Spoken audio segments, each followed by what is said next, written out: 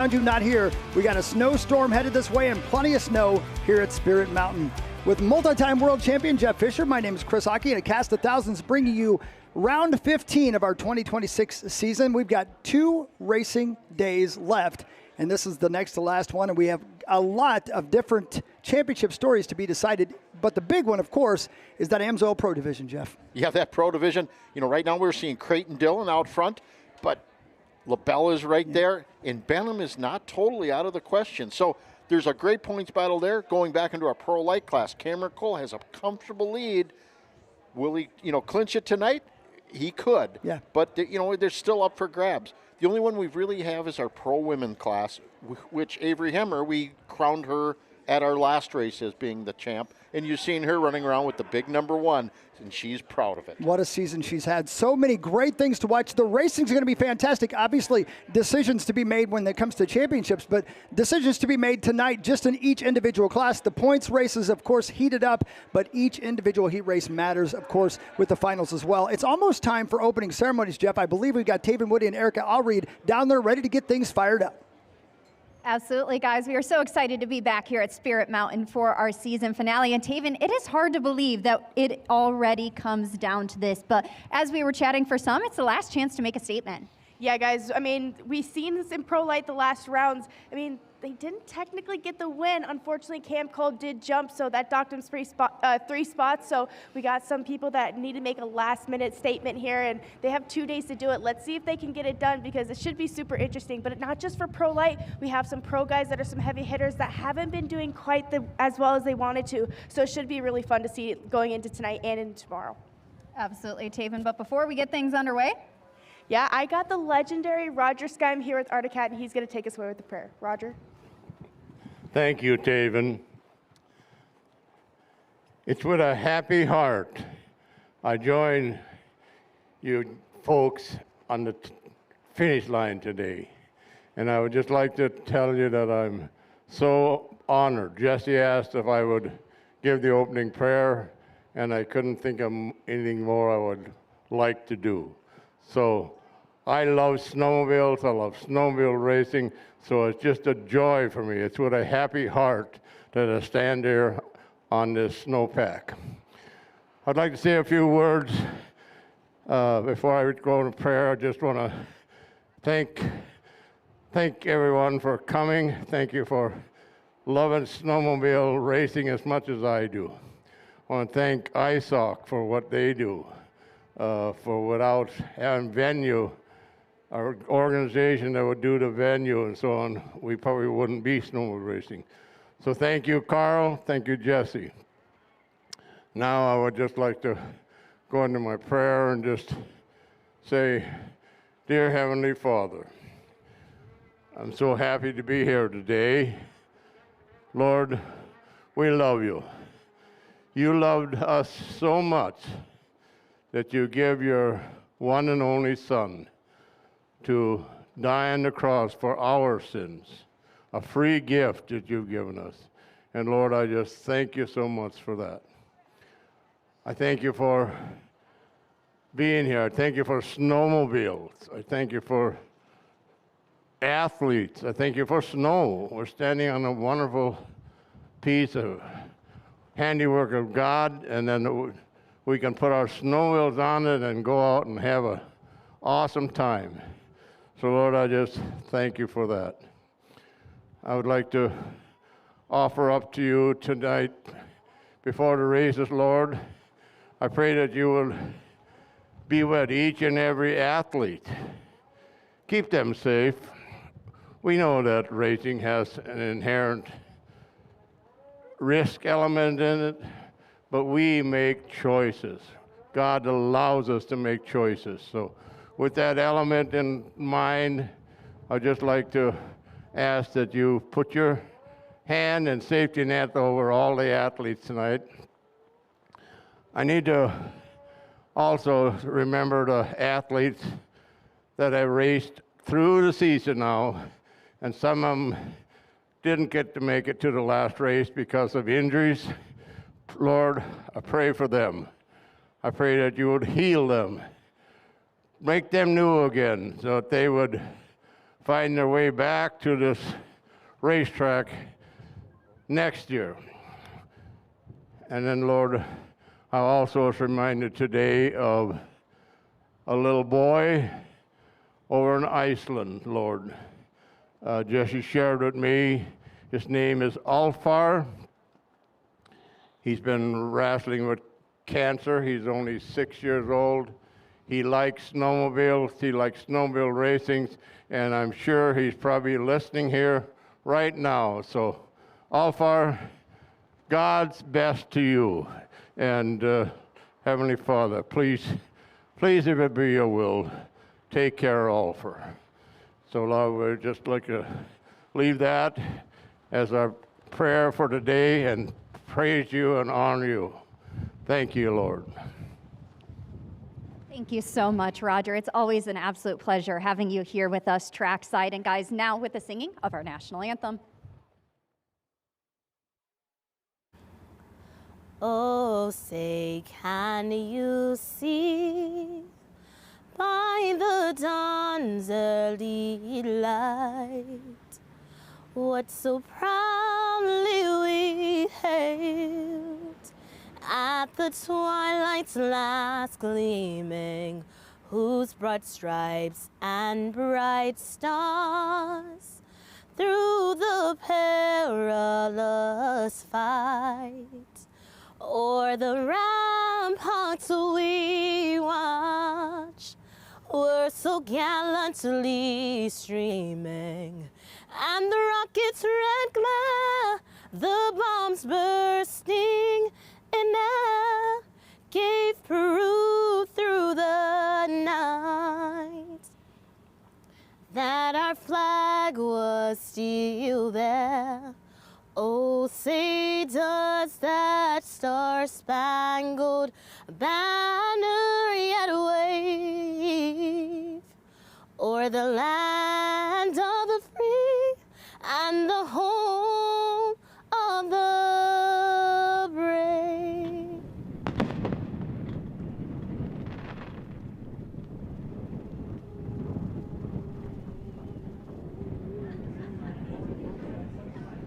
Let's meet our top 6 in points. Last weekend of racing and one last opportunity to rise to the occasion. What result would you be satisfied leaving the 2026 season with? Leave the weekend with a couple podiums. That'd be ideal. Hopefully go fast out there this weekend and end on the box both nights. Best of luck to you and the team. Thank you. And that was Riley Bester, coming in 5th in the points. Out of Sweden for Northland Concrete and Masonry, Kimstone and Hayes Brakes. The number 81 Skidoo for Snocross Racing is Gustav Salston. Gustav Salston. That with Gustav. I was thinking about it. He's really liking this big track. Real technical, big bumps. A lot of stuff like he rides in Europe, you know, bigger jumps in area. But yeah, Gustav, watch for him. He's pretty excited. I think he's going to do well. Gustav, you're coming off a podium in our previous round, and when I asked you what you credited that to, you said it was a byproduct of all of the hard work you and your team, SRT and Enzo KYB, have put in. What was it that made the difference for you? We just finally got the sled and rounds really good, and team helped us out a lot with suspension, and I feel really comfortable and good going into this round. Looking forward to seeing you out there. Best of luck. Again, Gustav Salston. I want to throw some love out to our defending and 2-time champion, Emil Har, is not with us tonight. He is injured and home watching on television. We love you, Emil. We'll move on now to our 3rd place in the points heading into the weekend out of Deer River, Minnesota for FXR, Mystic Lubricants, and Protofab Engineering. The number 221 Arctic Cat for Fratellone Racing is Daniel Benham. Yeah, Daniel Benham, he's been a force all year. He's had some mishaps here, both mechanical. Watch for Dan. They got that sled dialed in. Daniel's going to be a force to reckon with for these guys tonight. Dan, despite multiple podium finishes on the podium, you told me that there's still a lot of work to be done. Where do you feel like you can improve? Oh, a little bit everywhere. Definitely you can always improve with just riding technique and fitness and stuff like that. And some stuff I want to work on with the sled. And yeah, man, we're just going to do everything we can. We have a great track here tonight, and I just want to give a shout out to the fans that are here tonight in this weather. Thank you guys for being here, and hope we can put on a good show for them. As I'm sure you will. Best of luck, Dan. Again, Daniel Benham, second place in the points out of Quebec, Canada for Makita, Kicker, and C&U Bearings. The number 511 Skidoo for Warner Racing is Jordan LaBelle. Yeah, Jordan LaBelle, he knows he's got a chance. He can still come through and take this championship. You watch that Makita Skidoo. If he gets a start, he's going to be a very, very tough person to beat.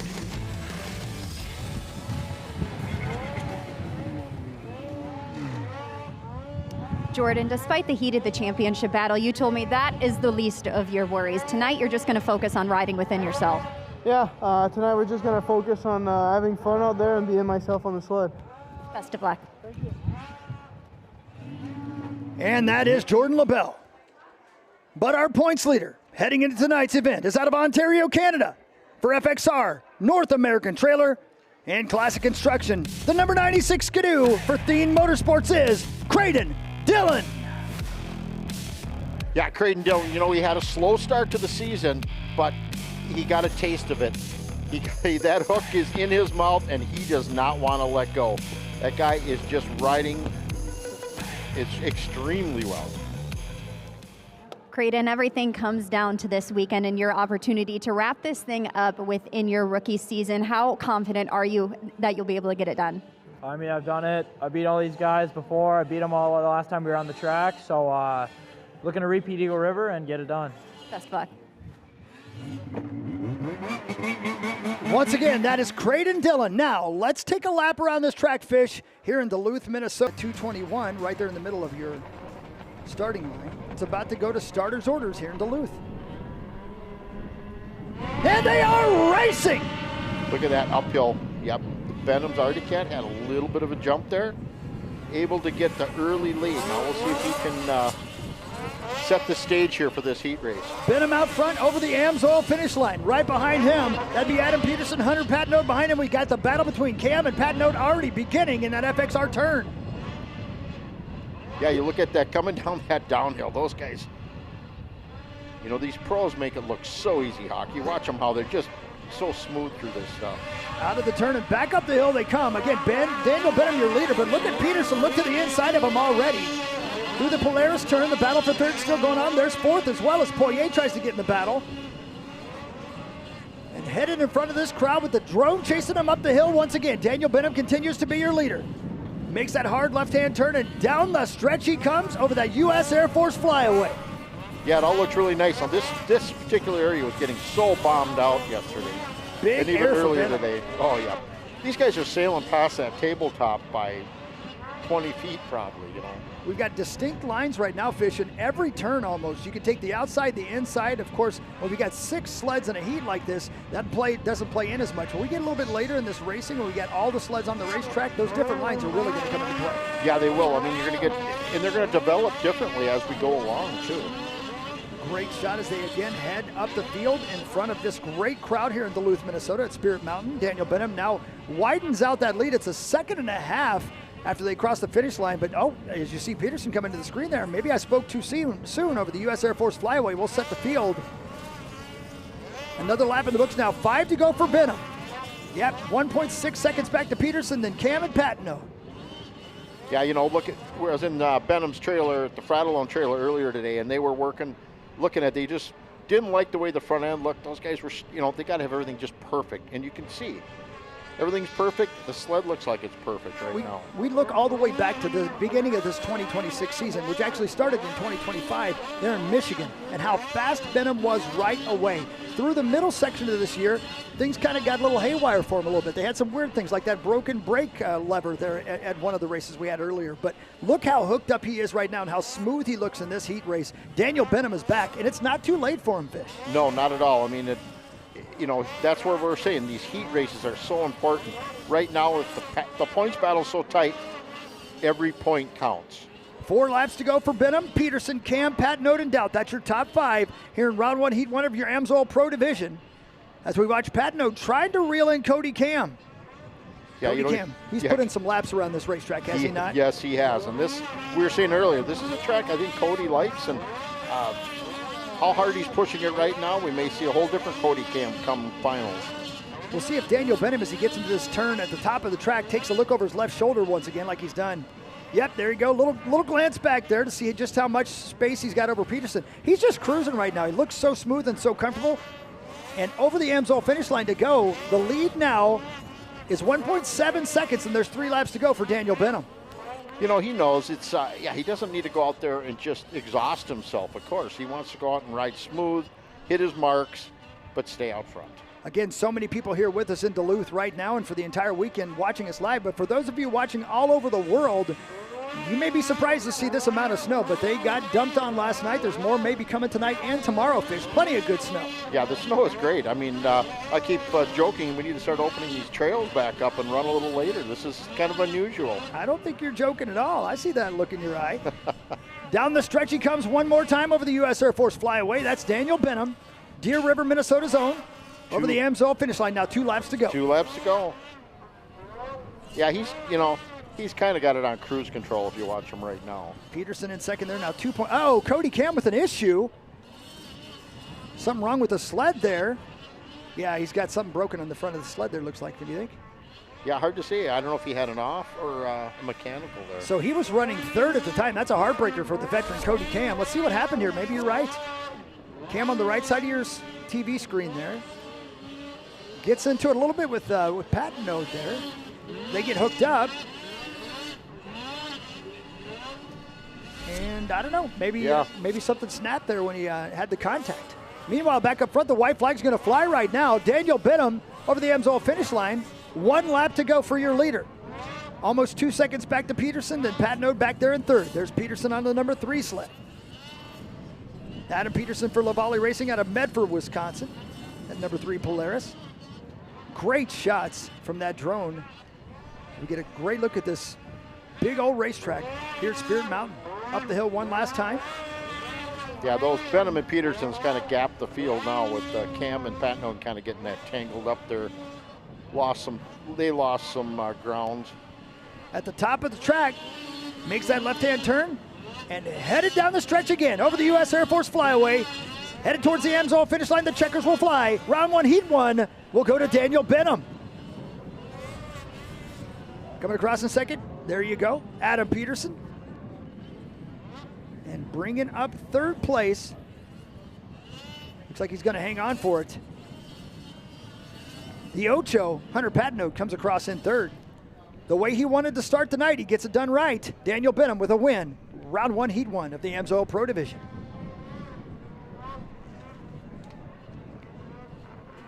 So there's our first pro race in the books.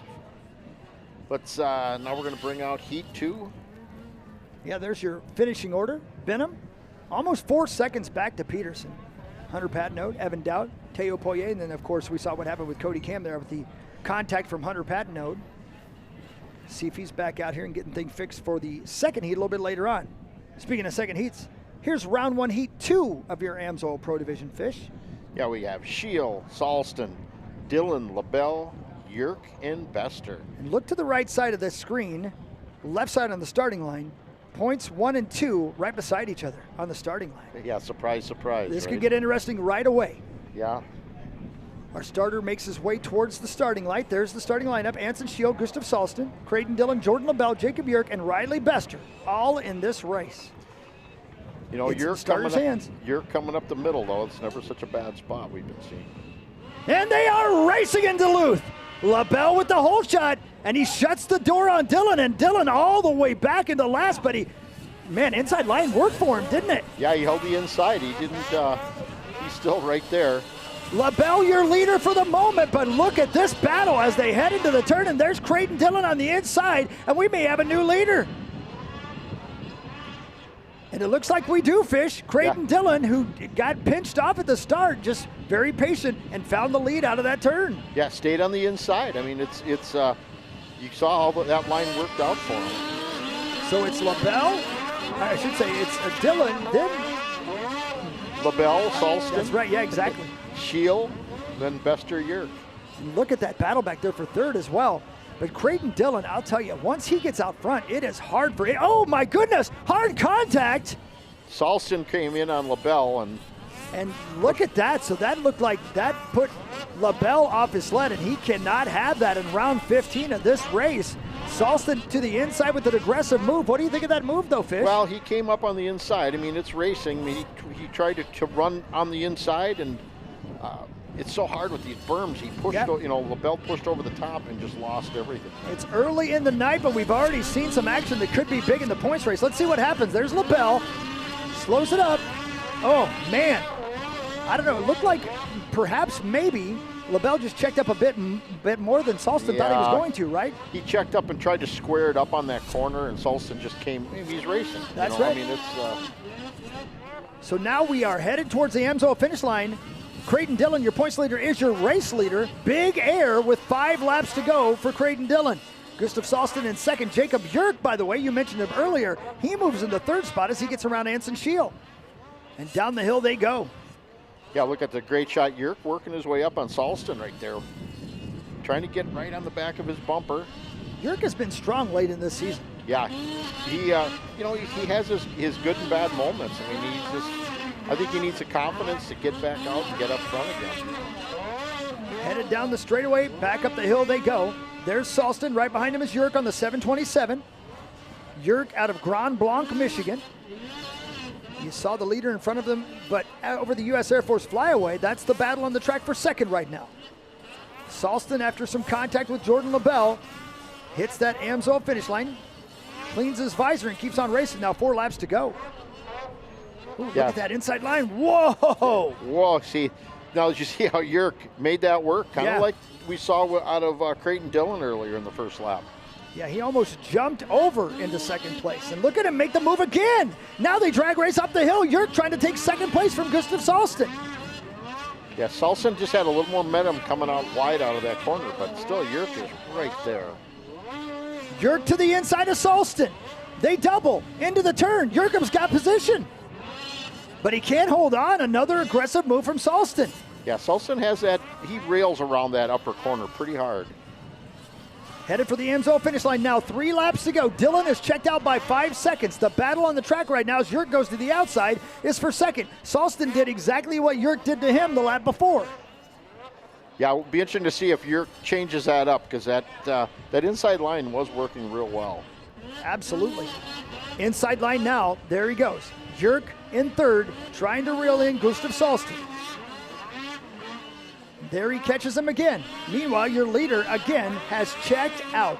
That red number plate, the 96 is Creighton Dillon, the rookie, who's come all the way to the point in the points.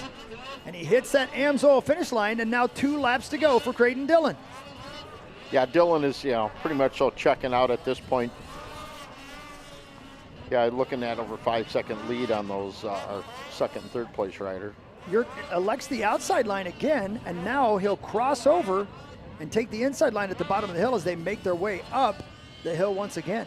2.5 laps to go. Actually, I should say 1.5 laps to go in this AMSOIL Pro Heat. Salston with big air. Benham keeps the sled low and stays as much as he can. Keeps that track on the sled, that sled on the ground as much as possible.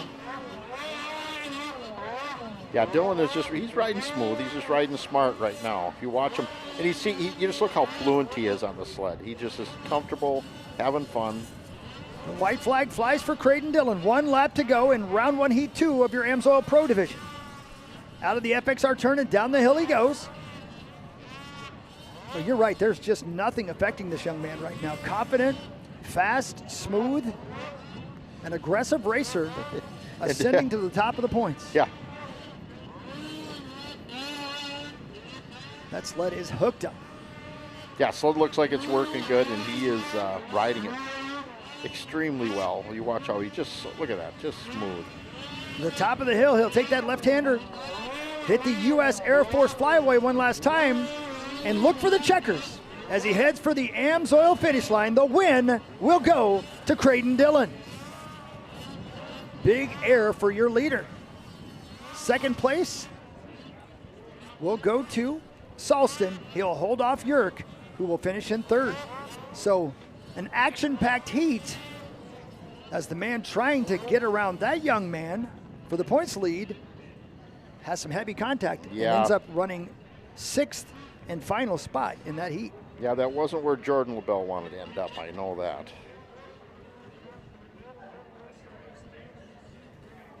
We're going to roll it down to Taven Woody, who's with one of our racers in the next heat, the Pro Light Division, Dominic Hageman. Taven? Dom Hegman, you finally got your first ever podium in the Pro Light class. Unfortunately, it wasn't under the best circumstances, but I know that it's super exciting. So just walk me through how that race went. It was pretty good. I had a decent start, but I just kind of worked through the pack and made my way up to fourth. We were right up there on third, all of us battling, but I just couldn't get them. Ran into that yellow, but it kind of came out in my favor, so. Yeah, and then also walking into this weekend as well, I know that a podium is on your list, but what are you going to do to execute that? I'm looking to just get a good start. You know, I've been working on my technique quite a bit, and that's kind of my main goal is just execute that start and then ride like I know how to. Good luck this weekend. Thank you. As the interview ends with Taven Woody, the racers are on the track. Dominic's one of them out there. We'll set the field. Evan Christian, your leader. Chaperon in second, Beasy, Freeland, Goike, and then Johansson and Hegman. But plenty of racing. Look at this battle. Down the hill they go. My goodness. Yeah, 8 sleds out there. They're rocking it right now. This Pro Light Division has been action-packed all year long. And, of course, we know Cam Cole's got a solid points lead heading into this event. But everything else is up for grabs in this class. Yeah, I mean, right now, Evan Christian's in second in this Pro Light points battle. And the battle behind him, again, Chaperon, Beasy, Freeland, all those people trying to find their way around him to add points. Now they head for the Amsoil finish line. Oh, we've got somebody off their sled. That's the 54 of Kellen Chaperon, who was running second at the time. That's a heartbreaker. Now 5 laps to go. So that would put Christian, Beasy, Goike, Hegman, I believe is your top 5 right now. Let's see what happened here to Chaperon. Oh, yeah, again, gets into the 28 of Freeland. And maybe I was wrong. Maybe that's going to be the action part of this racetrack because we've seen 2 separate incidents in 2 separate heats. Yeah, up in this hard left-hand corner here on the top of the hill. And they're headed for that right now. As you can see, the battle for second begins. Christian is your leader. Then you got Beasy and Freeland. So Christian heading into this race second in the points. Freeland fourth in the points. Every point matters in every heat. Now 3 laps to go in this U.S. Air Force Pro Light Division. Look at this battle, and here comes Hageman. And down the hill, he takes a spot. Yeah. Hageman's pushing hard. Through the short chute at the bottom of the hill, and up the hill they go again with 2.5 laps. You saw your leader. There's second. The battle for third, Hegman. Now to the inside. It just got Freeland for third. Wow. Hageman has been fast everywhere we've gone, but that happens to him a lot right there, Fish. Yeah, he gets a little sideways. He's pushing it hard, though. I mean, he knows what he's got to do to get up into the points battle. We almost had another incident in that turn again. Your leader over the Amsoil finish line. Now 2 laps to go is Christian. But right now, the battle for second, Hageman takes the spot in the air. Dom Hageman obviously was inspired by Taven Woody and has now moved his way into second spot. Yeah, Beasy's trying to get underneath him, just got him back. He got him back. What a race here in round 1, heat 1 of your Pro Light Division. Up the hill they go again, 1.5 laps to go. And you know Freeland wants that spot back as well. He's sneaking into the picture. So it's Christian, it's Beasy, it's Hegman, it's Freeland. Freeland looks to the inside of Hegman. And Hegman just saw him and now shuts the door on him. Oh, bumper to bumper at the top of the track. Yeah, that corner is really going to be making some good racing. The white flag flies. 1 lap to go in round 1, heat 1 of the Pro Light Division. It's Christian, Beasy, Hegman, Freeland, your top 4, and this race is still up for grabs. Christian has done everything he could to get away from these guys, but he cannot completely separate himself. No, 2.5 seconds isn't bad, but he's got to be careful. One little bobble, and they're going to be all over him. Hegman is back on Beasy's tail again as they head up the hill. Bumper to bumper, down the short chute they go. It's a drag race up the hill now, Hawk. Outside, is it going to work for Hegman? Can he shut the door at the top of the hill? He does. By doubling through into that corner, that's what got him that extra half a sled on him. And the win will go to Christian. And second place will go to Dominic Hageman.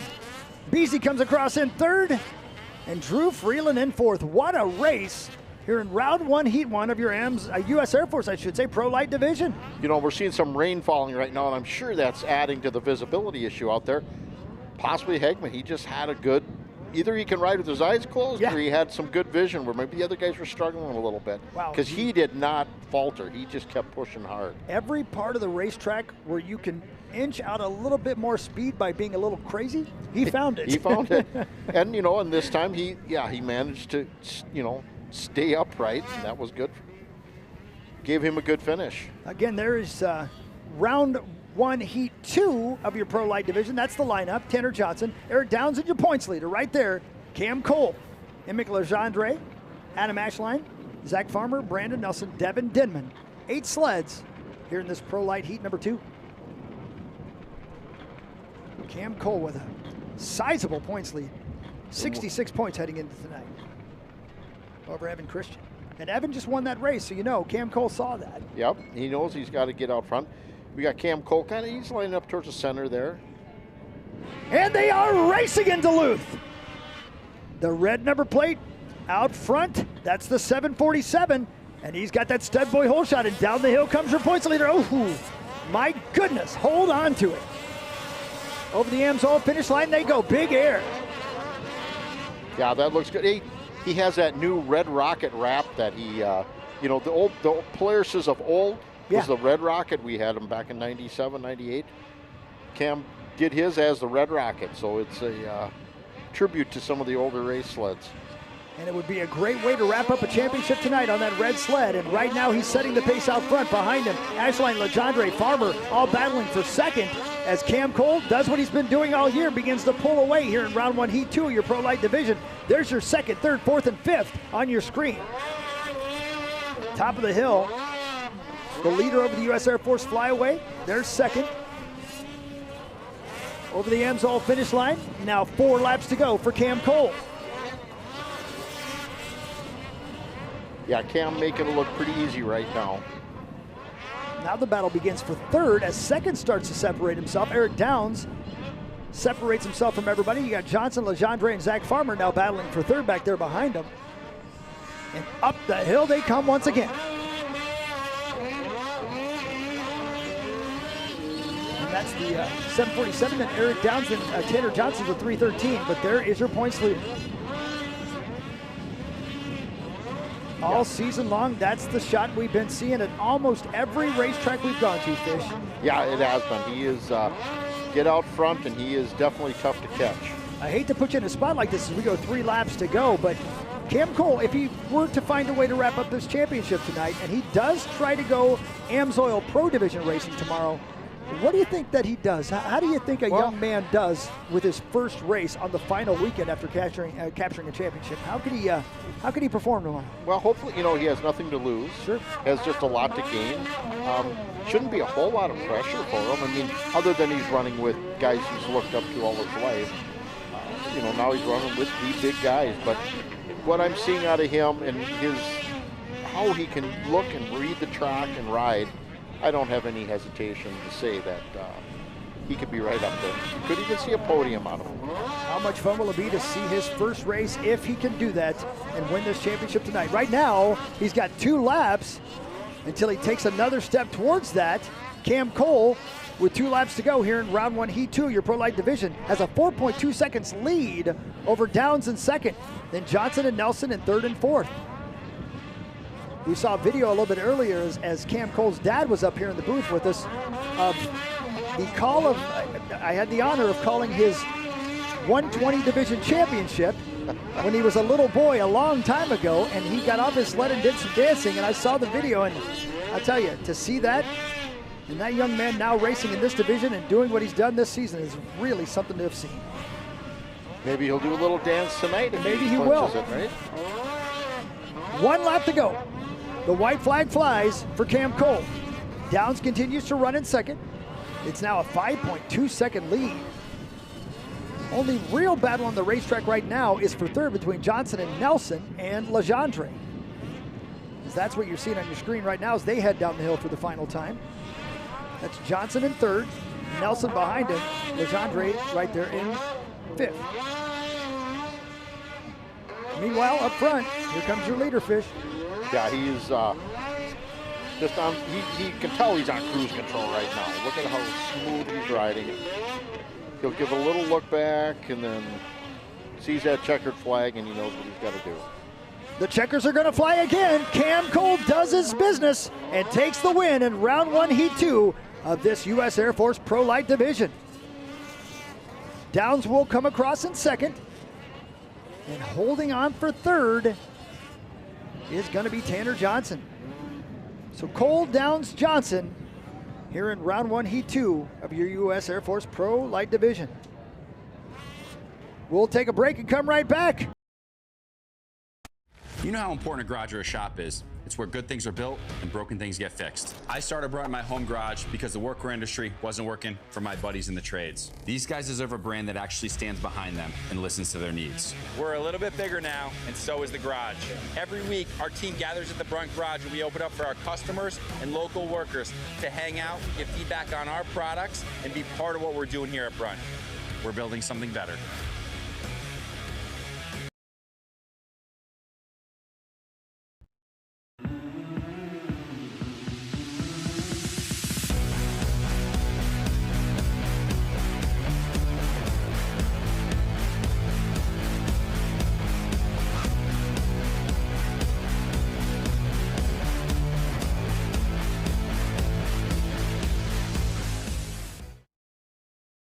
AMSOIL has your ultimate oil change. Shop by vehicle to pick the right oil and filter.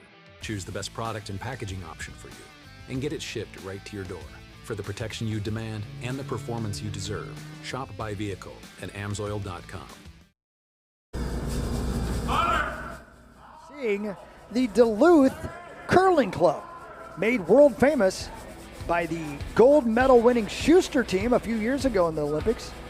And again this year by the one and only Tyler George, who a famous member of that exact curling club.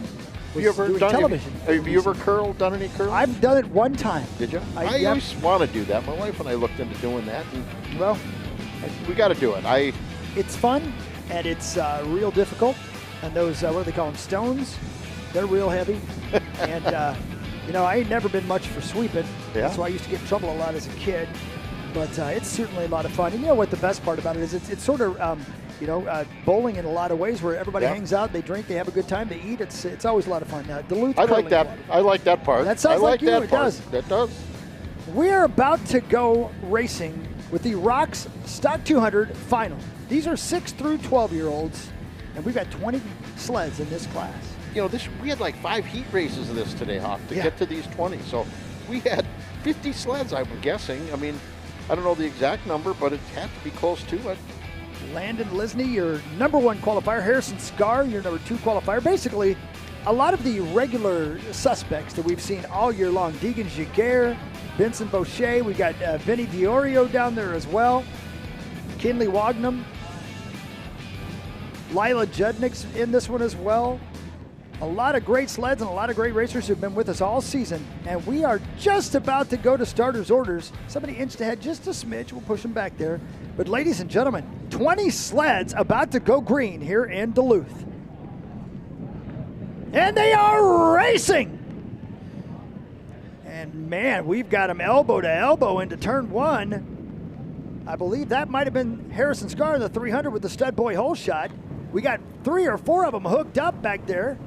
In turn 1, oh man, that is a big jump on the little sled there, Fish. Yeah, you know, the speeds aren't there, so they're staying pretty clumped together for quite a bit here.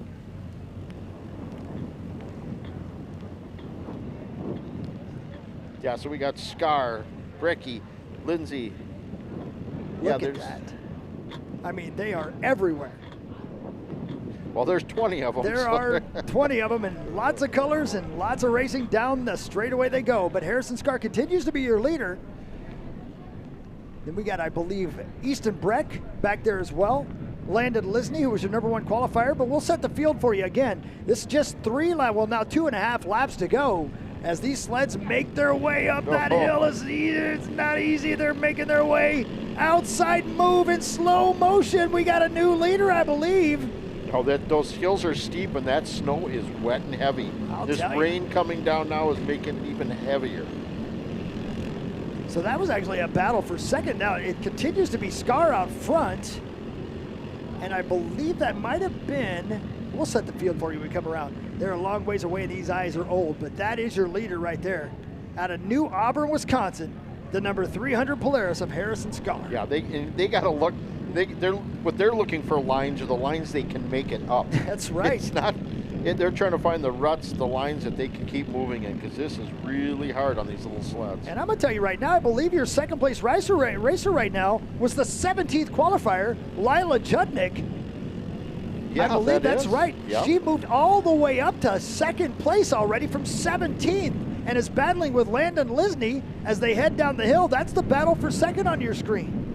Yeah, obviously she's finding some good lines because she caught up really quick because she wasn't that far up right at first. And we completely lose them at the bottom of the track down there. But as they emerge from the hill, it's still Scar, Judnick, Lisney, 1, 2, 3. Look how they just creep up over that get out ledge. And push it. And the battle changes hands again as the 3L finds the power to get around Lila Judnick. Yeah, so Lindsay gets up and out. A lap and a half to go in this Rock Stock 200 final. Oh no, Lila almost off the track back there. And now I'm telling you, Lisney is reeling in the leader. Yeah, he found, like you say, he found a line that's working for him. And down the stretch they come over the U.S. Air Force flyaway, and with a lap to go, this race is far from over. And I'm going to guess Scar can hear that there's somebody right on his tail. The white flag flies. Yeah, with the white flag, 1 lap left. Yeah, Scar's given it, but now this is where he was. Landon was getting him right on this from this downhill through the corner. He's got a line. Let's see what it does for here sure. now. And something about that sled is getting up the hill better than anybody else right now. And that might be the difference maker in this race, Fish. Yeah, right here is where we're going to see the difference. If he can pull that off again. Down the Skidoo short chute they go into that Ziegler Cat turn. Again, we lose them for a minute. I saw Bigfoot for a second. And now up the hill they come, and Scar sees him there. He's trying everything he can to get as much weight back there as he can, and Lisney tries to reel him in. He pulls up that in, see how he comes way on that inside. Let's see if it makes any gain here. And ladies and gentlemen, this is for the win. Scar to the inside, Lisney to the outside. Your number 1 qualifier takes the lead for the moment, tries to shut the door, they bump, they bang. And Lisney takes the lead in the final turn. Now, is Scar going to settle for that, or is he going to come after him here? Headed for the checkered flag. A win from the final turn to the Amsoil finish line. And Landon Lisney will take the win at Duluth. Fist pumps in the air. Scar will come across in second. And Lila Judnick will hold on for that third. No, I'm sorry, that's not right. Judnick lost the spot to Breck. Easton Breck from Devil's Lake takes third. So it's Lisney, Scar, and Breck. Dejection on the right, celebration on the left. But Harrison's had a fantastic season, and that was a great race out of all 3 of these folks. Well done, everybody. All 20 of these folks, I should say. Yeah. My goodness. Or 50. Yeah. I mean, what a building class. I mean, to say Snocross is dying, you do not say that when you look at this class. Right, right. You know, we're being told that maybe we had a transponder issue. We're trying to figure out, we think that maybe Lila Judnick may have actually, we're not sure on that third and final spot on the podium. They're figuring that out as we speak. But we do know that pass there in that last turn looked a lot like this, ladies and gentlemen. You see to the inside, there's Scar. To the outside, there's Landon Lisney. Yeah, he just had a really good line coming up that center. And, just a great move right there. And Scar, for his part, he could have gone in there just guns blazing. But he probably would have taken them both out, and we know that. And that's how the win went to Landon Lisney. We'll break. We'll come right back, and we'll sort out the podium and hand out the hardware. This is AM's Oil Championship Snocross, presented by Brunt Workwear from Spirit Mountain in lovely Duluth, Minnesota.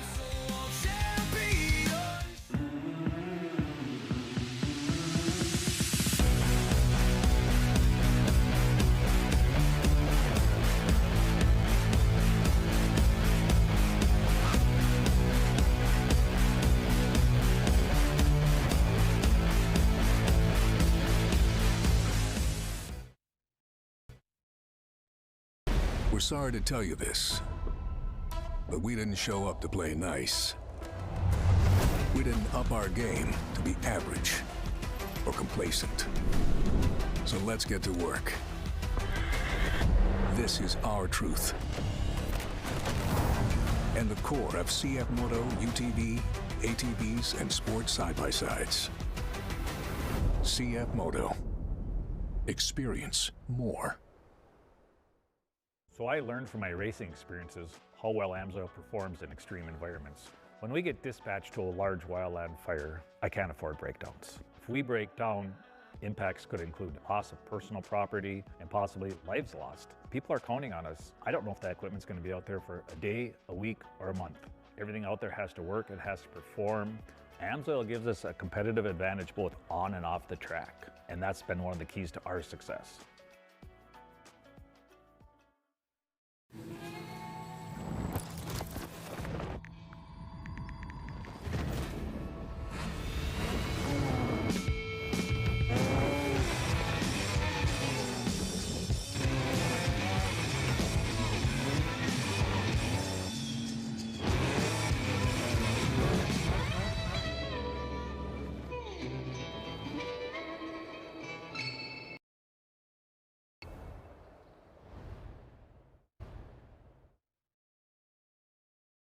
Welcome back, ladies and gentlemen, to Spirit Mountain in Duluth. Great fans and great racers all on hand here for a beautiful evening for round 15 of AMSOIL Championship Snocross. Thanks to our friends at AMSOIL and our friends at the U.S. Air Force for bringing you round 15. I believe we're ready to hand out the hardware for the Rocks Stock 200 ages 6 through 12 division. Let's head on down and give third place out of Hermantown, Minnesota, the 33 Polaris, Lila Judnick.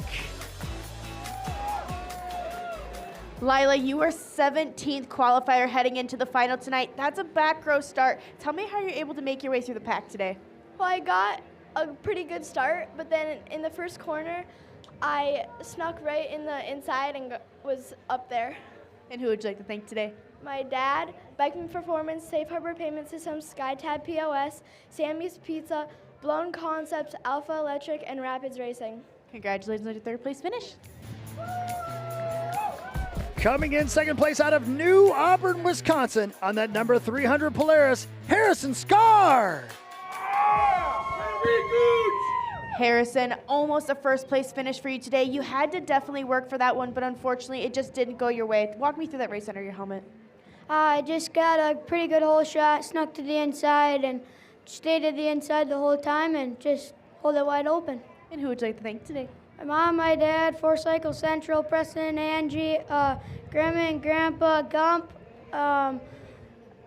Vincent Tool, Cadillac Combustion, Haas, Rec, Haas, Days Powers, everybody else I forgot. Congratulations on your second place finish. And our winner comes from Minwakin, North Dakota. On that number 3, El Skidoo, Landon Lisney.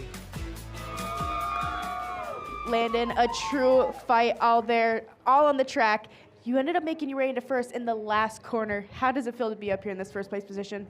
Oh, really good. It just had to, I found that line on the outside and just let it rip. And who would you like to thank today? I gotta thank God for keeping me safe. Huge shout out to Dad for wrenching on the sled all year. Mom, the McCarthy family for coming out to watch me. Skidoo, FXR, Severson Farms, Up North Oil, and everybody else that supports me. Thank you. A very well on first place. Congratulations to all of our Stock 200 kids. Okay. Hey, and what a great race that was for our 200 class. Well, in the booth now I have someone I am somewhat familiar with. Kind of know this guy. My son, David, Polaris athlete, rider. What have you been doing all winter, David? You tell me. Yeah, it's been a cool winter. We've had awesome snow in the Midwest. I know the guys out west have unfortunately snow hasn't been too hot. But here we've been able to put a bunch of miles on in Michigan, northern Wisconsin. It's been awesome, you know. Are you done yet? We can't be done yet. We want to still chase it. I mean, look at the weather right now. We got rain and kind of I think it's going to change to snow, and we should be able to get a couple more weeks out of it here. Yeah. Well, what are we doing next weekend? Oh, we're going hill drag racing, so it'll be pretty cool. Get to go run some sleds again and aim at the hill. Yeah, we got some new weapons of choice here that we've been putting together in the shop. So watch for some of the social media stuff and watch for Sledhead to see some of those shots of the new sleds we got built. Especially these Polaris boosts. They're pretty fast. It's sweet. Okay, so what do you got to say? Let's go riding, right? Yeah, let's go riding. And awesome racing here today at Snocross.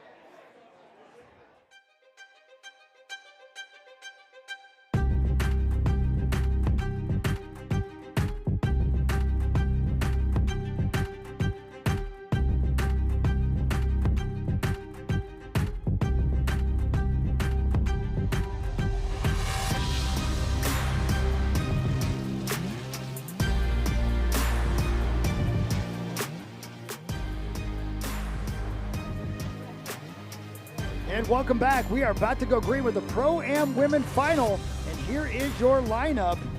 Victoria Dillon, your #1 qualifier, that number 11. Right ahead of your champion for this class, Avery Hemmer, who your second qualifier, and Sega Forcell, who's been on a rail here late in this season. Yes, she has. She's came into kind of late, really coming into her own right now. So definitely watch for her to be a force. 16 different sleds about to go green here in Duluth for the Pro-Am Women Final. Brought to you by our friends at Bikeman Performance. Here's your entire lineup. Again, 16 sleds. Tell me about Bikeman Performance real quick if you would. Yeah, Bikeman, they're a local company. They're out of Wisconsin. Any of your performance needs, you can go talk to Bikeman Performance. Let's go down to Erica Allreed, who's getting ready for this race. Erica? Thanks, Hawk. Yeah, we talk a lot about how young Avery Hemmer is and how impressive her dominance has been at just 14 years old, but it's also worth noting that Victoria Dillon is only 15. Much like Hemmer, Dillon won the very first Pro-Am women's race she ever entered at just 14. She's been putting in relentless work at her home track in Ontario, focusing on muscling the sled around and placing it exactly where she wants. Will it be enough to derail Hemmer here tonight? The speed is certainly there with the #1 qualifying position. She just needs to put all the pieces of the puzzle together. Yeah, Erica, thank you for that. That's awesome. And I'll tell you, it will be interesting to see, knowing what we've seen out of Avery Hemmer all season long. I don't think we'll see her backing off just because she's won the championship. No, I don't. I was watching her in practice and some of her earlier heat races. She's running very hard. She's got the #1 plate on right now. She's proud of it, and well, she should be. Yeah, no doubt. 14 years old and already her first pro championship. And of course, I've been told all year long that she goes right out of snowmobile racing right into truck racing on the dirt. Yes, she does, and she's definitely a force there too. So as you can see, they're getting things all set at the starting line. Again, 16 sleds about to go green. You see right there across the top, Nelly LaBelle all the way to the inside. I see that red number plate right there. It's in the starter's hands, and we are about to go green here in Duluth. And they are racing! Oh, man. Into that first turn they go, and they're bumping and banging it down the stretch they come. And there again, that inside line just showed how quick you could accelerate. And we have a battle for the lead already. Victoria Dillon, Ava McCurdy, Anna Winsloff right there, Nelly LaBelle as well. Where's Avery? Back in 5th back there. So out front for the moment is Victoria Dillon. And look at her just shooting away from everybody down the hill. Yeah, she is definitely looking at it. She's on a mission right now. She got around on the inside. She came not the greatest start, but she held that inside. She saw her brother do that in one of the earlier heat races, and she did the same thing. Up the hill she comes. It's Dillon, McCurdy, Winsloff, LaBelle, and Hemmer. At least it was the last time they hit that AMSOIL finish line, but that's the 11 right there. So wait a minute, things happened at the bottom of the hill. And And my goodness, out of nowhere, Fish, it just has happened all year long. Even if she doesn't get the whole shot, by lap one's in, she's in the lead. Yeah, she is. Dylan, this is Creighton Dillon's sister. So yeah, absolutely. She's riding just like her brother. Maybe, I don't know, maybe Creighton put her outfit on. I don't know. But she's looking like that. You know what's been fun to see, though, is her level of confidence build every week. Even though Avery Himmer has been so dominant in this field, we've seen Dillon get better and better race after race. And that's the number 11 sled we watched leading right there. And the lead's 4.6 seconds over LaBelle, McCurdy, and Rose. And Himmer back in 5th right now. But look how smooth the Stud Boy hole shot winner of Victoria Dillon is right now on this racetrack. Yeah, she is. Look at how, watch her through these lines here.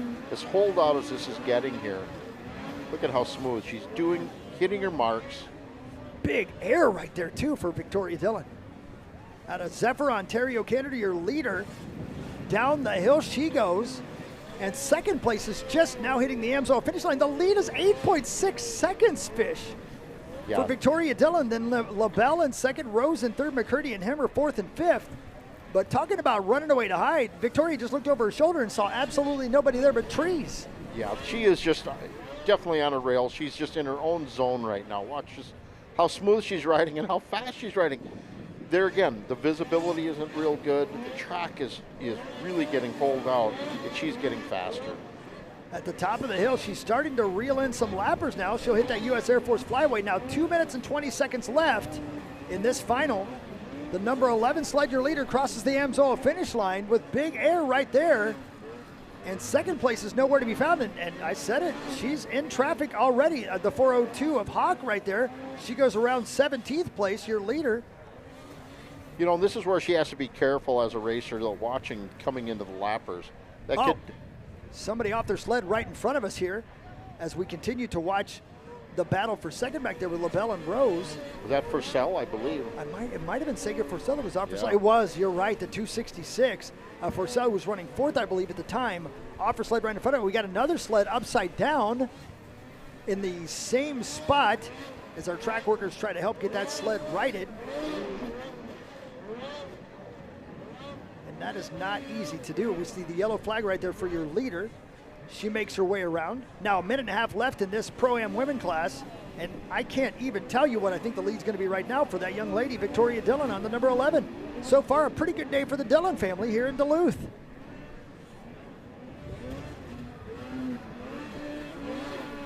Down the hill she goes.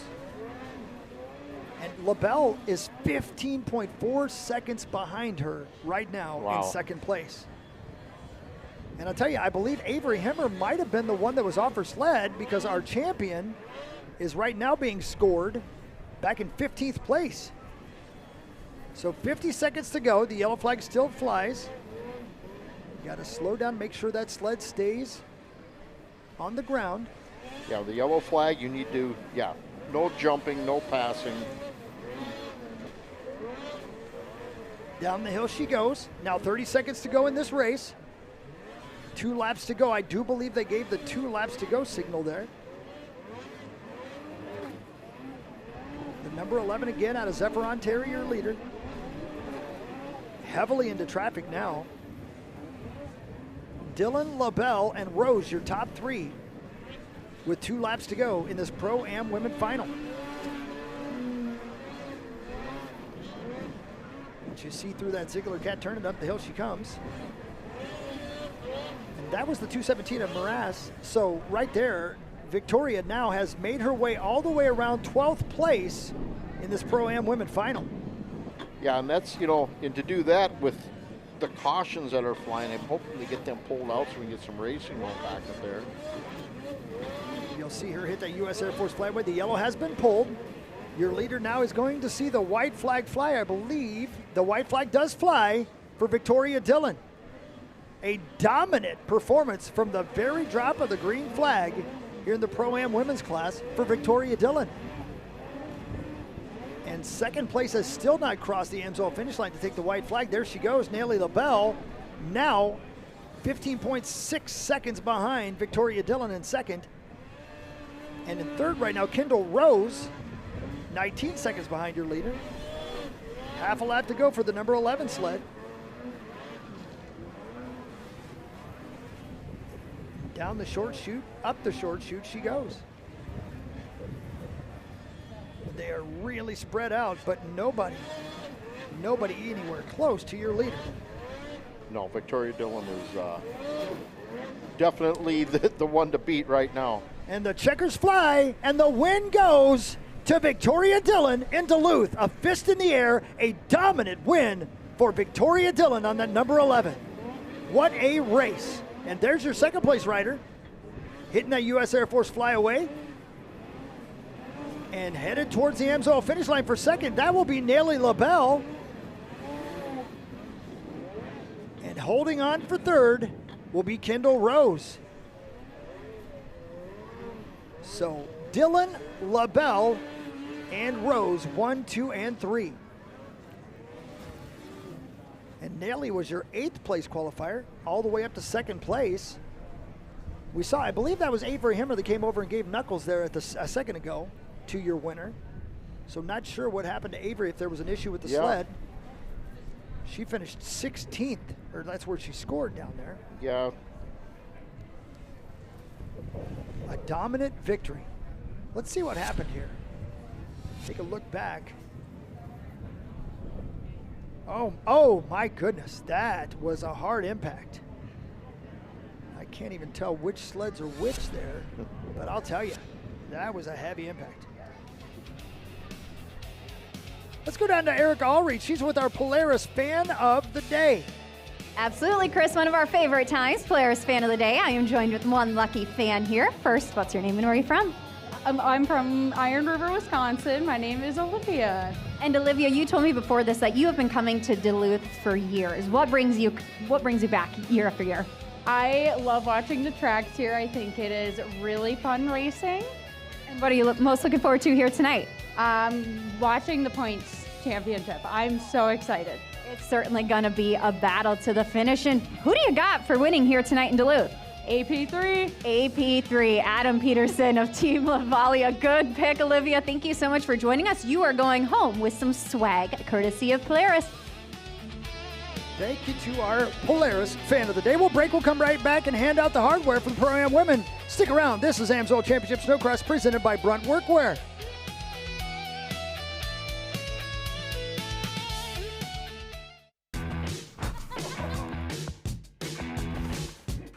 Yeah. That was sick.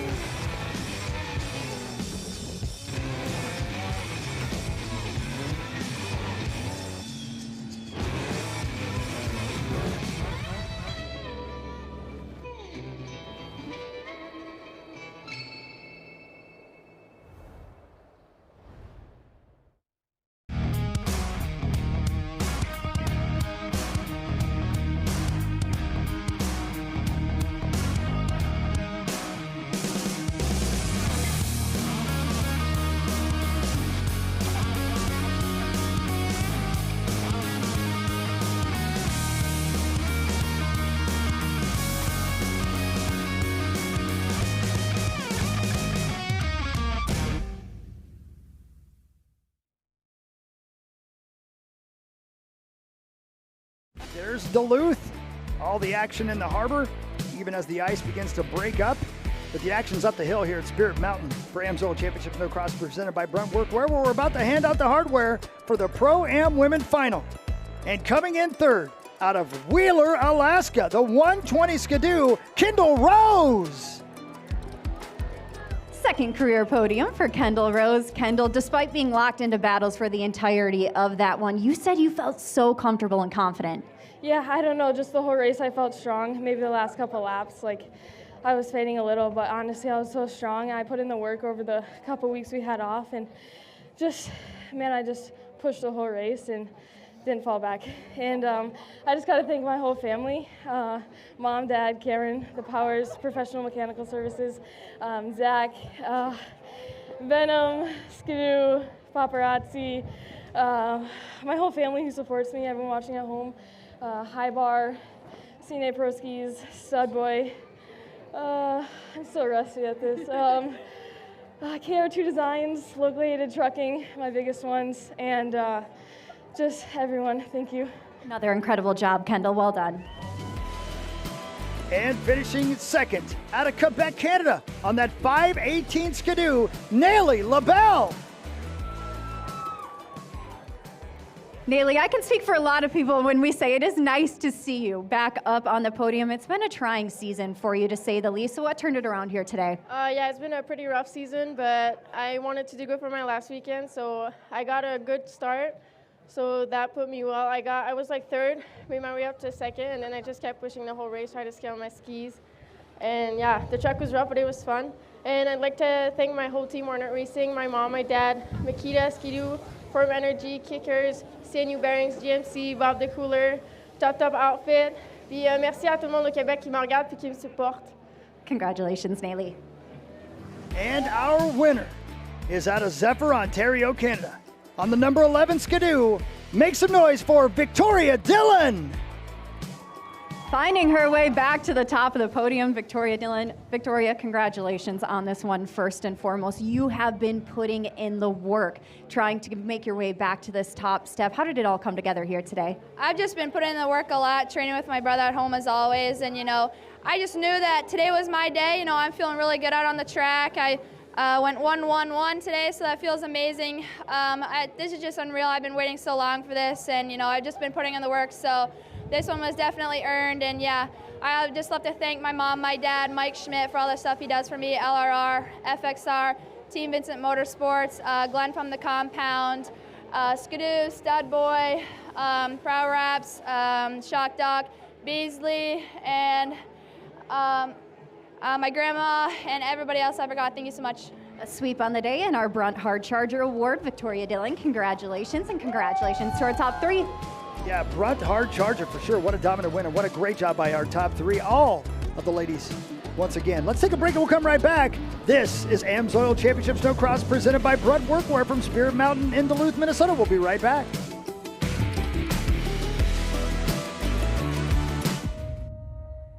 Some make it their main career.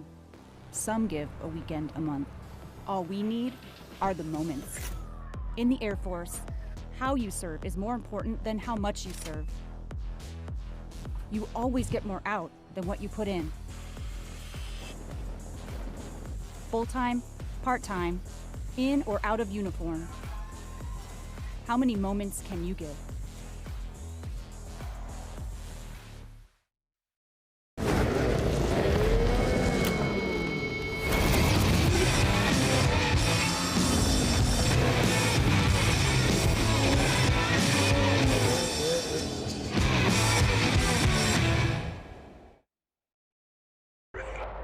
Is 70% water and 30% land. But the entire sky belongs to us.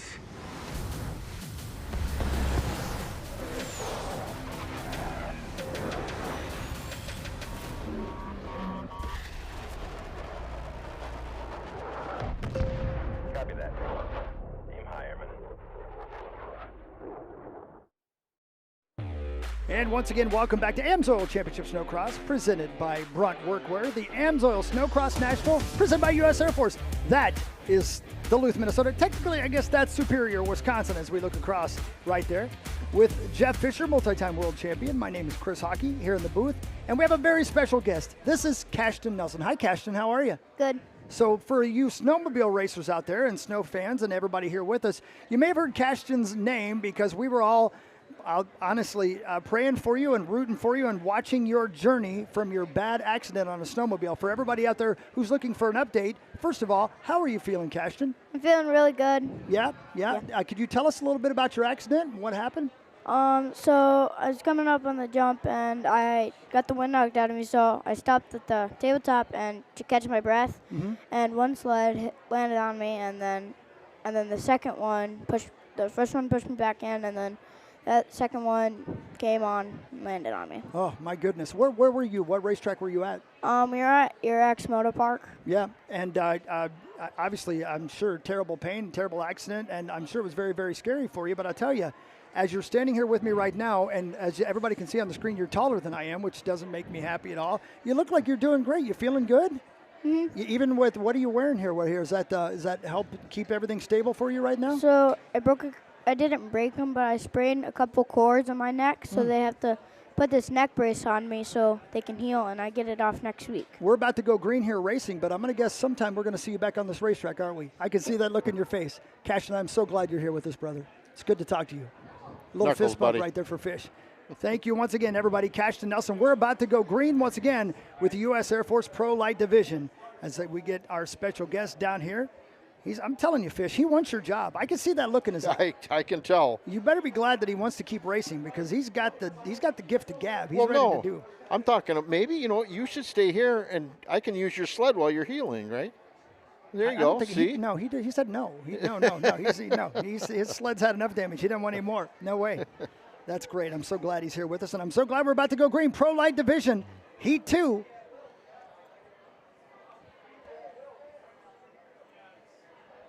And they are racing. And here they go into turn one once again. 9 sleds down the hill. And this Pro Light Division living up to every week it's billing as the most exciting race on the racetrack. And Martin Johansson, Jordan Beese, Dominic Hegman once again, Adam Ashline, all of them bunched up as they head down the hill, but I believe a green sled out front. Is that Johansson out front? No, that's Beese out front. Beese? He came on that inside. That inside line's working good. And Beese, I believe, ran second perhaps in his first heat, so a good night for him so far. And up the hill they go. And man, they are tight back there behind them. And we might have a battle for the lead. Look at Dominic Hageman back there. We saw him in his earlier heat race, how he was reeling everybody in. At the top of the hill, and now down the stretch they come in front of this crowd here in Duluth. We'll set the field for you once again over the AMSOIL finish line. It's Beese, it's Hegman, it's Johansson, it's Johnson, it's Ashline, your top 5. As the sun starts to go down in Duluth, and the conditions continue to change a little bit here too, it's going to be interesting to see how the vision is for everybody on this racetrack. Yeah, I think the rain is subsided a little bit, so that's going to help, but this snow is still very slushy. You're seeing them getting roosted on, so you got to watch as you come up behind somebody. Out of the Polaris turn, and down the monster stretch they go, and Hegman lost a little bit of land there to your leader, Beese, as they're at the top of the hill. Now they're headed down the U.S. Air Force Flyaway once again. And a strong night continues for Jordan Beese out of Appleton, Wisconsin. And now 3 laps to go for your leader. Outside line in that turn. Inside line for Hegman. That's getting pretty chopped up right there, Fish. Yeah, it is. They're getting thrown out. But you reap some reward after you have to battle that heavy corner and those big bumps. The inside is a lot smoother. And see how much he gained on him right there. He sure did. He reeled him in again. Hegman to the outside on that red 69 sled. The 911 is Beese. Down the monster mile they go. And to the top of the track they are. And there behind them you see Johansson in 3rd, Ashline and Goike 4th and 5th. Goike trying to find a way around Ashline for the battle for 4th right there. Looks to the inside. That's a good battle as they head over the U.S. Air Force flyaway. Now 2 laps to go for your leader, Beasy. And Ashline continues to hold on to the 4th spot. Beasy, Hegman, Johansson, your top 3. And Hegman reels in the leader again, Fish. Yeah, he's coming. He gets right on him. Beasy, he's finding something here, though, where Beasy's getting out of that. Up, coming from the bottom up. He's gaining somewhere there. It is fun to watch us every race. These young riders, when they get into a new class all year long, they get better and better and better, and then you see it all come together in the final weekend of the year. Yeah, and we got some, newer, I shouldn't say newer riders, but different riders that are shining right now, which is great. The white flag will fly this time by. Beasy takes the white flag over the AMSOIL finish line. 1 lap to go. It's Beasy, Hegman, Johansson, but Ashline and Goike continue to battle back there behind them. The final lap, and down the hill goes Beasy. And you can tell, we can't see the actual track right there, but you can see by the way they're navigating it. It's getting rough over there. It is, and it's steep too, Hawk. You're coming down a hill, there's ledges, and there's squared off ledges that you're coming into. And these guys are really having to battle that. And up the monster mile he goes. Beasy has led from the very beginning of this race. Goike gave him Hegman gave him everything he had, but couldn't reel him in. And now out of the final turn, and down the stretch he comes. And the 911 of Jordan Beasy will take the win here in round 2, heat 1 of your Pro Light division. Hegman holds on for 2nd, and coming across in 3rd will be Johansson. The battle for 4th continues, and I believe that went to Ashline ahead of Goike. Great race back there for 4th and 5th. But the winner is the 911 of Jordan Beasy. This final in the Pro Light division is going to be something else, Fish. Oh, this is just nuts. There's so many guys that are just capable of winning. I mean, we have 17 sleds, so there will definitely be a last chance qualifier for the Pro Light division. That is correct. So that's just the first heat of round 2 of the Pro Light. The second heat of round 2 of the Pro Light making their way to the starting line. And this will get very interesting because we have right there on your screen the 747 of Cameron Cole. We have Drew Freeland. We have Evan Christian, the 33, who's 2nd in the points, also in this heat. Yeah, don't count out Eric Downs on the Fratellone Articat. He's been right up front every race. He came in 3rd in the points in this class. So 1st, 2nd, and 3rd in the points heading into tonight's race are in this heat for the U.S. Air Force Pro Light division. So you picking on this one, Cashton? Cashton's, I think he's thinking it over. About to go green. And they are racing. Outside is Evan Christian. Cam Cole inside. Oh, some contact. Christian hangs on to it, but Cole does not and has to hit the brakes. Your points leader almost into something on a barrier over there. So it's Downs, Freeland, Christian, Pedersen, Legendre. And now we'll see what Cam Cole can do, Fish, to try to reel everybody in to get back into this race if he can. Yeah, hopefully he can get back into the fight here. So Downs is your leader as they are down at the bottom of the hill. 2nd, 3rd, and 4th on your screen right there. And 5th, and by the way, right there as well as they're all bumping and banging.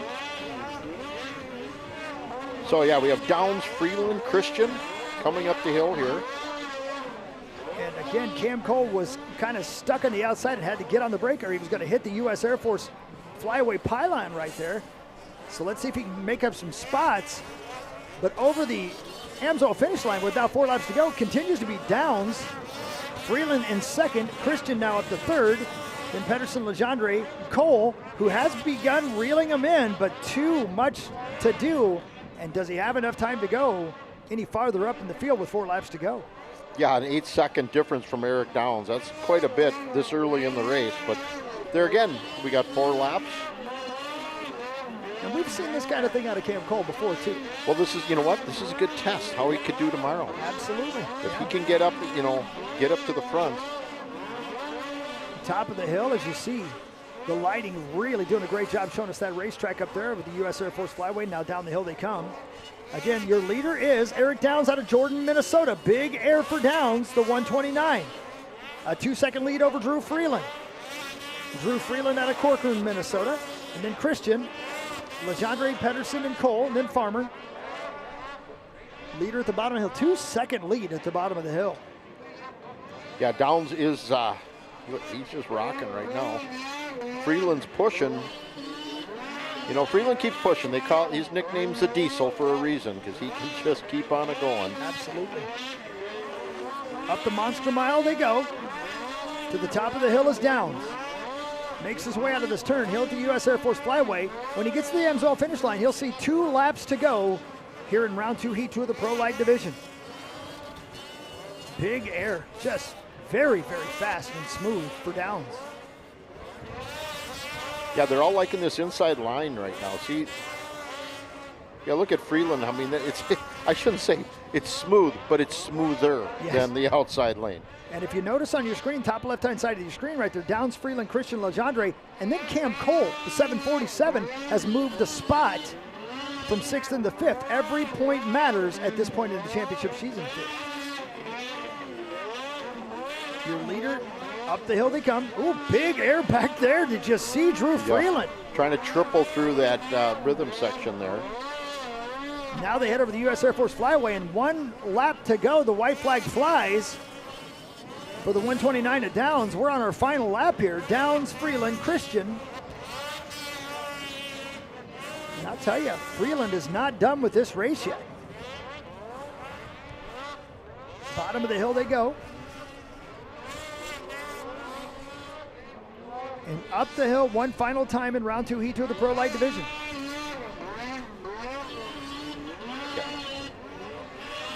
Left-hander. Yeah, see Freeland pushing a little too hard. He kind of bobbled there a little bit, but. To the top of the hill goes your leader. And now over the U.S. Air Force Flyaway for the final time, and the checkers will fly.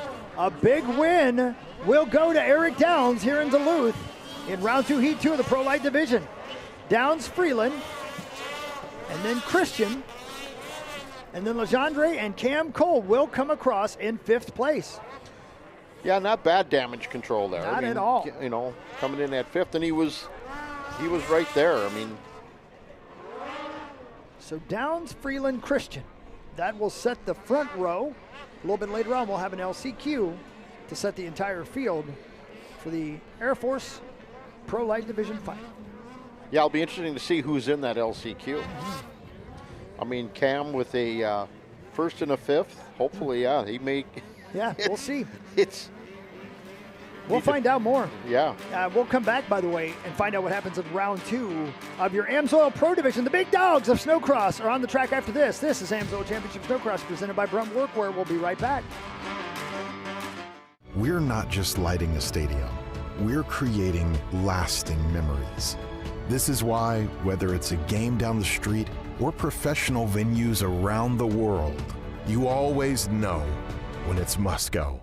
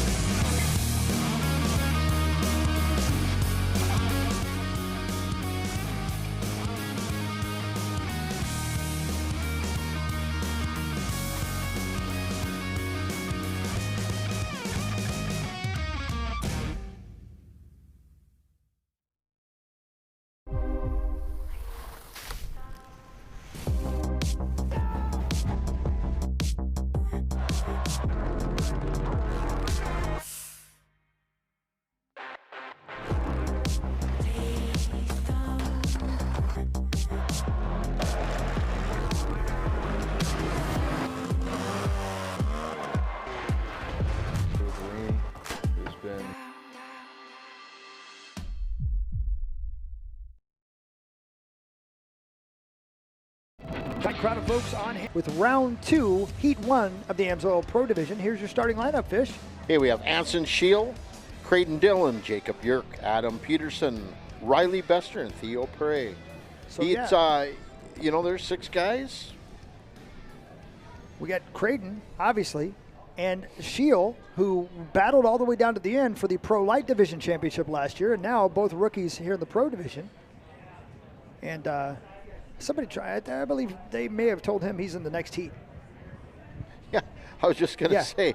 He wanted to race Creighton. He wanted to race Creighton right now. Well, no, he wanted double points. That's what. Oh, he wanted to race. That makes a lot of sense to me. That's pretty sneaky. Yeah.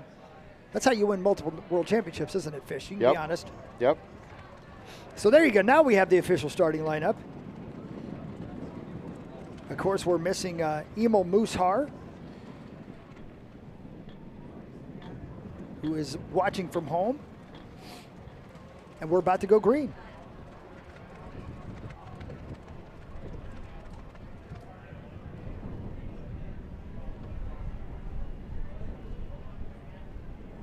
And they are racing.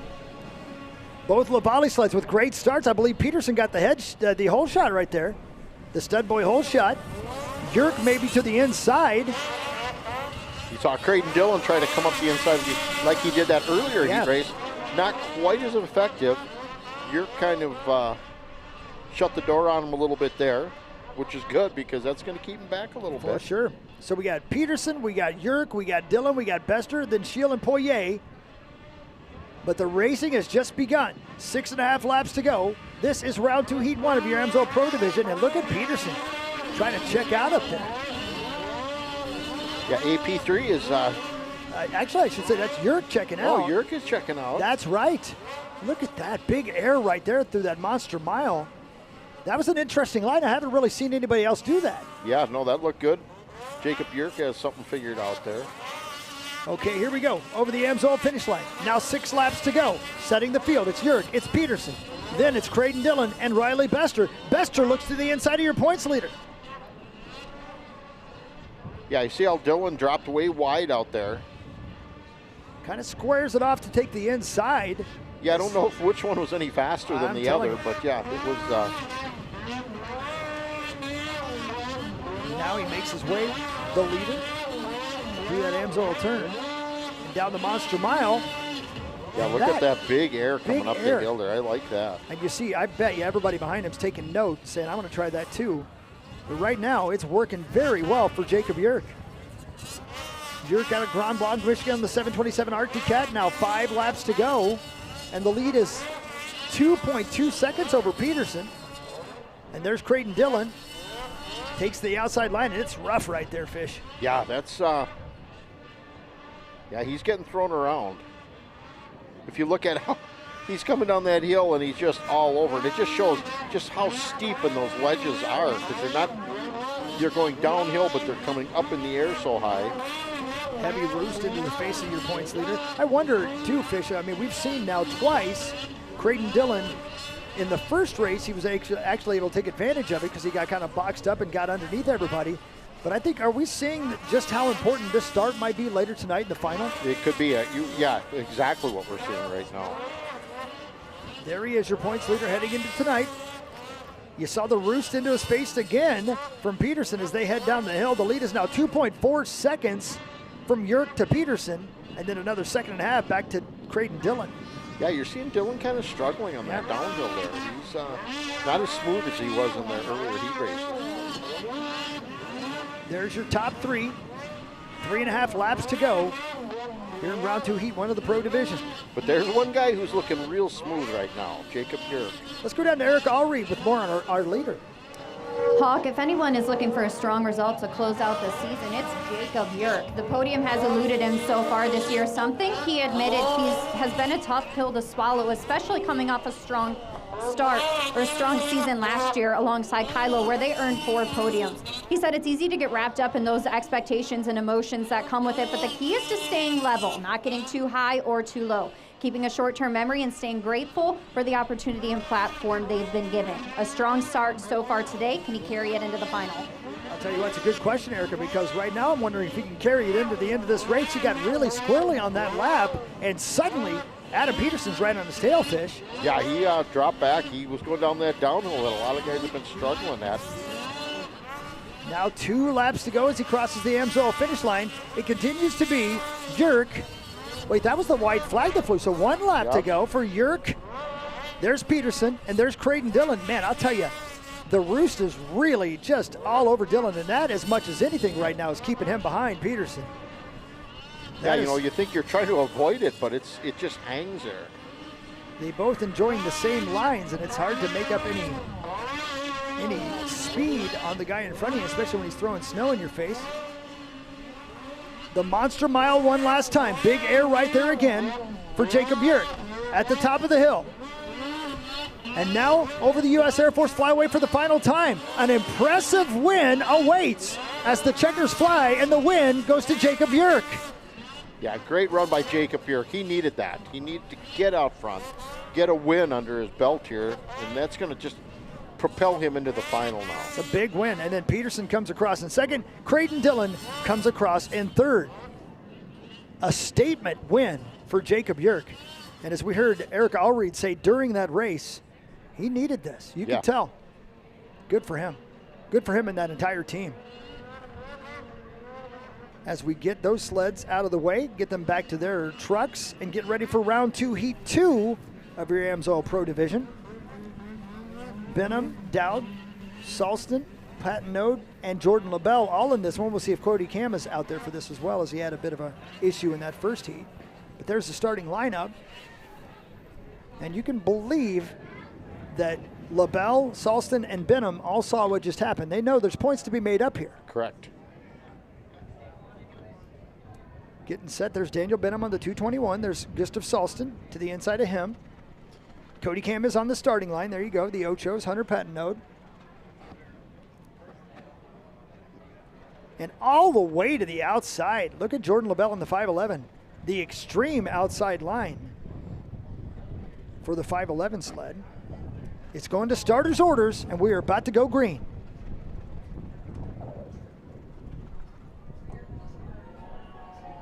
And they are racing. Wow, outside line for Jordan LaBelle, but I'm not sure he can get that stud boy hole shot. Inside line for somebody there. Yeah, he ended up way too wide on that deal. And the leader is Daniel Benham. Gustav Salston to the outside, couldn't hold it on, and Benham takes the lead. It's Benham, Salston, Dowd as they cross the AMSOIL finish line for the first time. But this could be an interesting battle between these two. Well, yeah, in Benham's defense, he pulls the hole shot, he gets up front. Now he has to decide what pace to run. Sure. The other guys can hold it on that last little second longer, going into a corner, over a jump.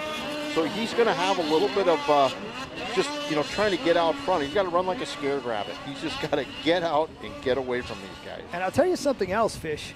Jordan LaBelle right now is scored in 6th place. And this is a young man who came into round 15 knowing he needed every point he could possibly get to try to reel in Creighton Dillon. And right now it's been 2 subpar heats because of the starting situation for LaBelle. And of course we saw contact in that first heat. Yeah, first heat was contact. Second one was just, I mean, that was a miscue. I like the idea of a nice smooth takeoff, and he hopefully could have, pulled inside, but man, you got to be on the, what I've been seeing, you got to get on the inside on this start. And there's LaBelle and Cody Cam right there. That's the battle for 4th. Looks like LaBelle got around him. But there's something to be said as well about having to work so hard in the heat races, Yeah, exactly. So LaBelle now into 4th. I mean, everybody's in. I mean, in this situation, they're all going to be racing the final, but still, lane choice, where you starting, pick, that kind of thing. Mental preparation too. Mental preparation for sure. is a big deal. So now, as they cross the AMSOIL finish line, 4 laps to go for Benham, Salston, Patton Node, and LaBelle, your top 4 here in round 2, heat 2 of the Pro Division. And LaBelle trying to get his sights set on the Ocho back there. Meanwhile, up front, Daniel Benham has put some space between himself and Salston. Yeah, we watched Daniel Benham in the earlier heat race, how well he ran, and he's just picking up where he left off from that last heat race. Out of the Polaris turn now, they'll head down the Monster Mile. There's 1, there's 2, there's 3 on your screen. Benham, Salston, Patton Node. Benham at the top of the hill. Right there behind him is Salston. Over the U.S. Air Force flyaway. And now we head for that AMSOIL finish line. 3 laps to go in this AMSOIL Pro Heat. Big air for Salston. Yeah, Gustav's, he's having fun out there. He's there, he's in the top 5, he's having fun. Wow, look at LaBelle. He has reeled in Patton Node. And we talked about every point matters. He wants to match that 3rd place spot that Creighton Dillon just had in that other heat. He's got to get around Hunter Patton Node. Yeah, he knows the importance of this, and he's just not having the bucket that he was hoping, you know, with the first that first heat race. But look at the air. He's letting her hang now.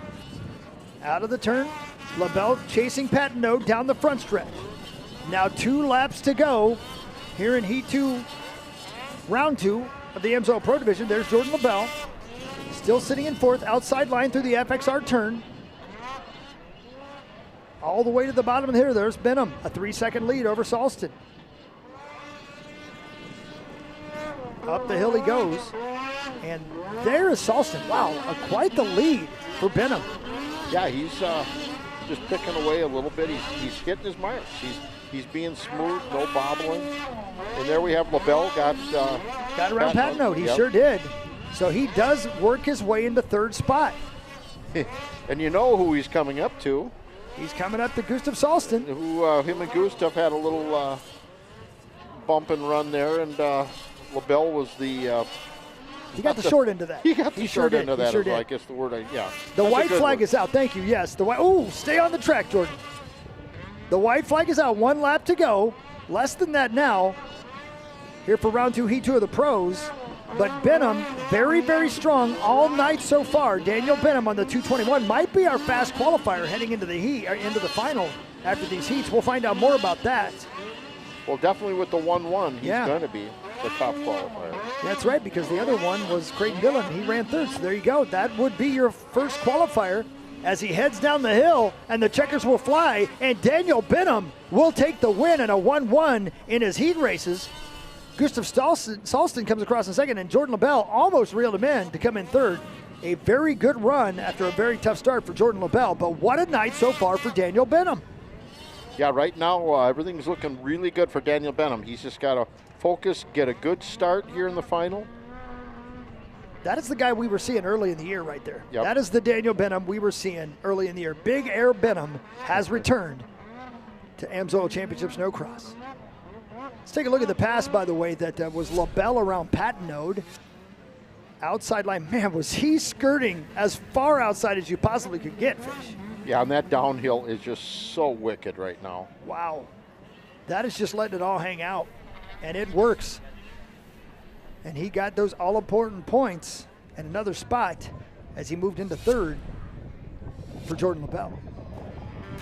So there you have it. We're going to do some grooming out on this racetrack. The ProAm Plus 30 final coming right up. That's brought to you by friends at Thomas Snow Sport. And we got the LCQ and the Pro Light Division coming up as well. So lots of racing to get to before the big dogs are back on the racetrack here in Duluth at Spirit Mountain. This is the AMSOIL Snocross National presented by the U.S. Air Force.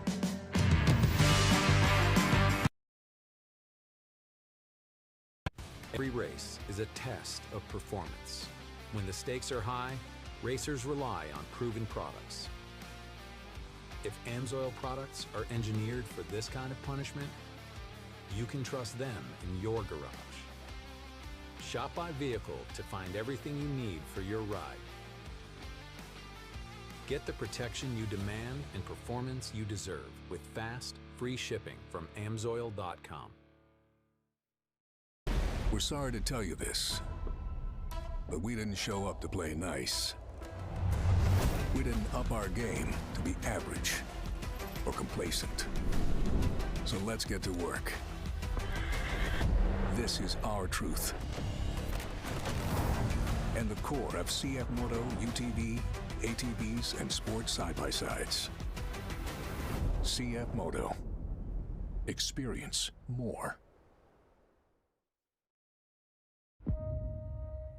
Some make it their main career. Some give a weekend a month. All we need are the moments. In the Air Force, how you serve is more important than how much you serve. You always get more out than what you put in. Full-time, part-time, in or out of uniform. How many moments can you give?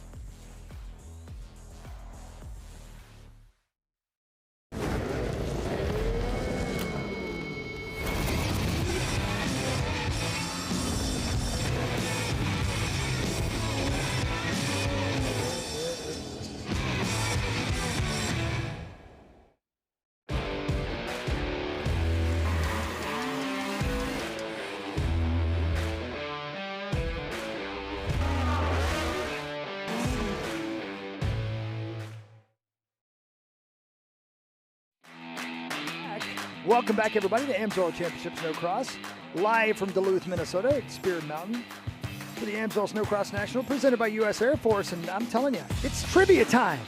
And Taven Woody's got some likely candidates. Hi, Taven. Yeah, guys, it's time for some AMSOIL trivia. First off, what's your name and where are you from? I'm Levi Schoenrock. I'm from Moose Lake, Minnesota. I'm Greg Brown. I'm from Long Beach, California. What are you doing here? I guess watching some awesome snowcross racing, right? Alrighty, first question so far. On an average, how many zip ties does AMSOIL Championship Snowcross go through a weekend? Maybe, let's go 200 or 2,427. That is probably close, but on average, we go through 1,500 a weekend. And time for our next question. Who wrapped up the points championship last round at Eagle River for our Pro-Am women? Was it A, Avery Hemmer? Was it B, Ava McCurdy? Or was it C, Victoria Dillon? Let's go with C. You were so close, but it is A. It was Avery Hemmer, and she was a rookie this year, so that was super good for her. She was 14 years old. And guess what? You guys are both going home with some swag. Yeah, well done, everybody. Congratulations, and thank you for coming on out to AMSOIL Championship Snowcross, presented by Brunt Workwear. And ladies and gentlemen, back up here in the booth, there he is, the multi-time world champion himself, Jeff Fisher, right there. And Jeff, we're here in the Hunter Hool broadcast booth, and the Hunter Hool Memorial Foundation has a big fundraiser coming up. Can you tell me a little bit about the fundraiser, but about Hunter Hool as well? Well, you know, Hunter Hool was he was a great kid. He was one of the very first kids that did our Sledhead 20 show.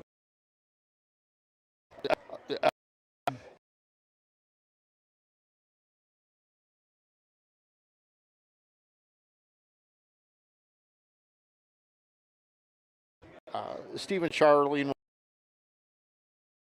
So they and they do a lot of fundraising. In fact, the greatest fundraiser is the annual fundraiser event, April 25th. It's coming right up. It's right around the corner. It's at ERX Motor Park. There's tickets available. It's just a lot of fun. They have live auctions. There's a lot of people. If you're into snowmobiles or into the industry and want to see the who's who of the snowmobile industry, you want to go to ERX Motor Park on April 25th. You can get more information at ERX's website, or of course at the Hunter Hool Foundation website as well. But it's April 25th, here 2026, at ERX in Elk River, the annual fundraiser for the Hunter Hool Foundation. And of course, a great cause and a great event, and you might as well head on out there. We were at another fundraiser, by the way, for Levi Lavallee, the Tri-5 event out there. Was that 2 weeks ago, I believe? Yeah, 2 weeks ago. It feels like it was yesterday. I'm still sore from that. I actually got an opportunity to do some racing during the race. There were no jumps, but I was sore for 4 days. Yeah, you know, especially riding the older sled. That Tri-5, we need to run the 04 or older sleds. Yeah. It's the most fun snowmobile race, which it is. If you've never seen it, I get the opportunity to judge it, and it's a lot of just the costumes, the skits, keeping your sled running. And some of the sleds these guys show up with, and we had a Sea-Doo, or it was a Polaris jet ski made into a snowmobile this year. Everybody had such a great time, and I was sore for 4 days. Do you think I have a future in this racing, or should I'll stay in the booth? I'll just stay in the booth. We'll be right back to Duluth.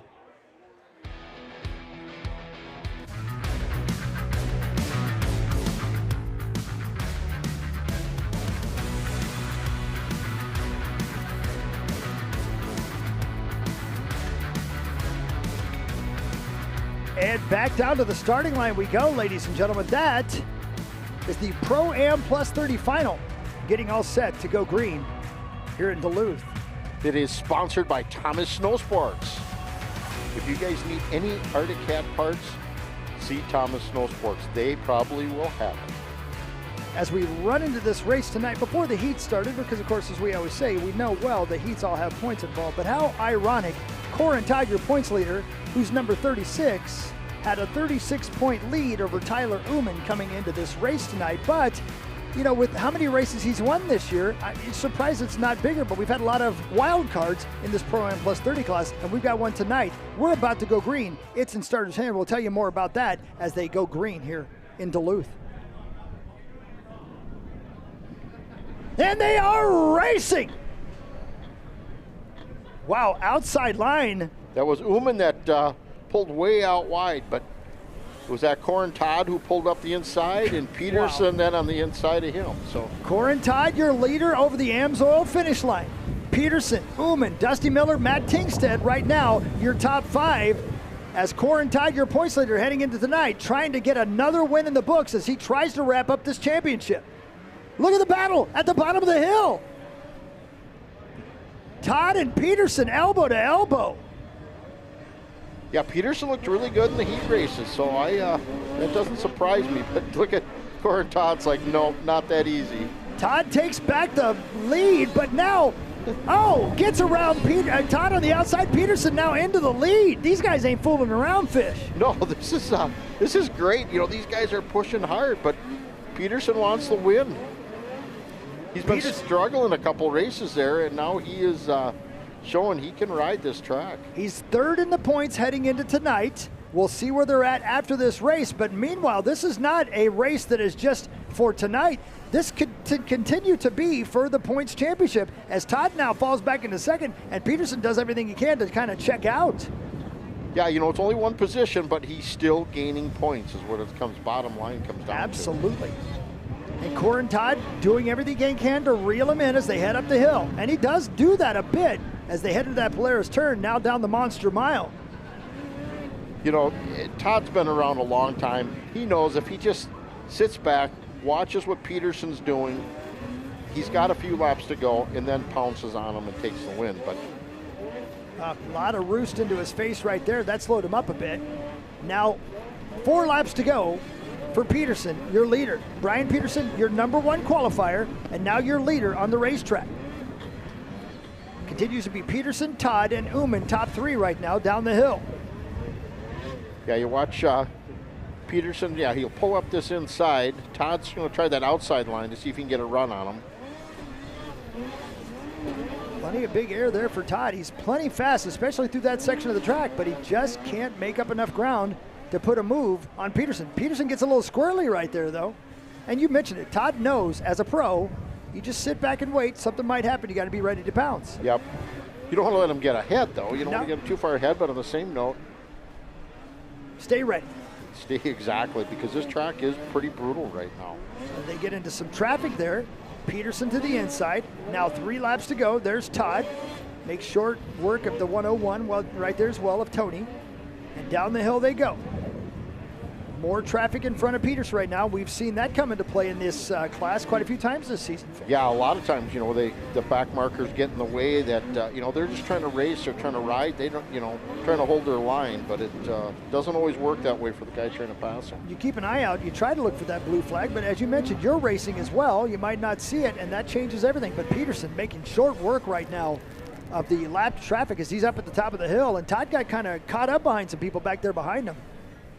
Yeah, that worked for Peterson, his advantage, because he got him on a straightaway where Todd was on the inside on a corner. Now 2 laps to go in this Pro-Am Plus 30 final for Brian Peterson.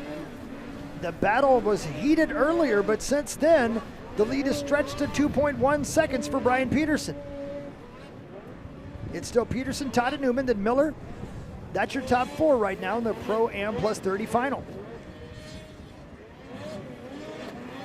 Very, very smooth. This by far, from what I can remember, the best race of 2026 for that young man. Yeah, you know, he's been up there, he's been running well, but he's looking just dominant right now. Top of the hill again. Makes his way out of the turn over the U.S. Air Force flyaway. And the white flag is about to fly for Peterson. And it does. 1 lap to go in the Pro-Am Plus 30 final for Brian Peterson. And he is pulled away by 3.5 seconds over Corin Todd. And Uman back there behind him continues to run in 3rd. Peterson all the way at the bottom of the hill. Yeah, he just has to stay smooth, not make any mistakes right now. He's got enough of a gap where he should be just fine. And heads down that Monster Mile section one last time. And to the top of the hill he goes. Yeah, he's taking it a little cooler now, he knows. Out of the final turn, over the U.S. Air Force flyaway, and the checkers are gonna fly. And Brian Peterson is going to win here in Duluth. Yeah, good job for Brian Peterson there. I mean, to come and actually push Corin Todd like that and pass him, you know, that's definitely a statement race for him. Todd will come across in second, and Tyler Uman will hold on for third. So the regular suspects, 1, 2, and 3, but just in a little bit different order than we're used to seeing. Yeah, no, you're right. That all season long we've been seeing those three names quite often up front. Getting some instructions about how to go over to the podium and get their hardware.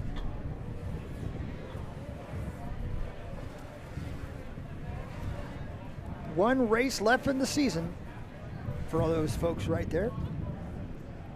We talked about it off the air a little bit before we actually came back from that last break, but we've had some different racers join us at different stops in the season in the Pro-Am Plus 30 class that have kind of changed things up for us a little bit.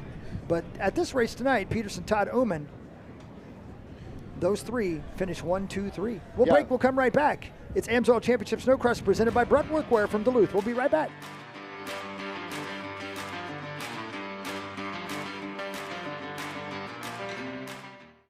AMSOIL has your ultimate oil change. Shop by vehicle to pick the right oil and filter. Choose the best product and packaging option for you. And get it shipped right to your door. For the protection you demand and the performance you deserve, shop by vehicle at amsoil.com. We're sorry to tell you this, but we didn't show up to play nice. We didn't up our game to be average or complacent. So let's get to work. This is our truth. And the core of CF Moto, UTV, ATVs, and sports side-by-sides. CF Moto. Experience more.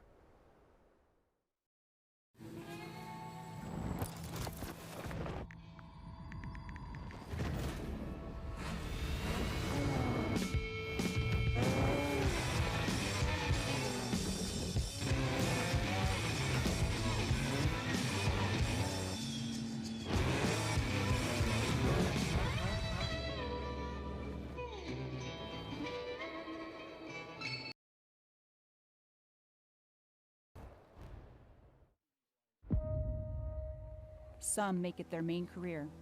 Some give a weekend a month. All we need are the moments. In the Air Force, how you serve is more important than how much you serve. You always get more out than what you put in. Full-time, part-time, in or out of uniform. How many moments can you give?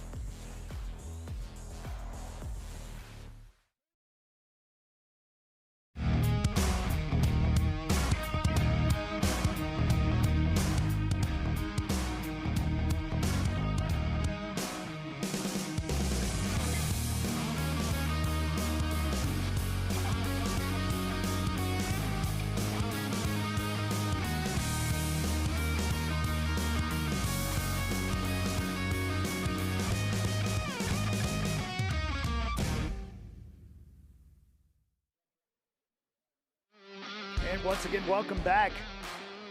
We're about to hand out the hardware here at the AMSOIL Snocross National, presented by the U.S. Air Force in Duluth, to our Pro-Am Plus 30 final. Let's do it. Coming in third, out of Hart, Michigan on the 025 Arctic Cat, let's hear it for Tyler Uman.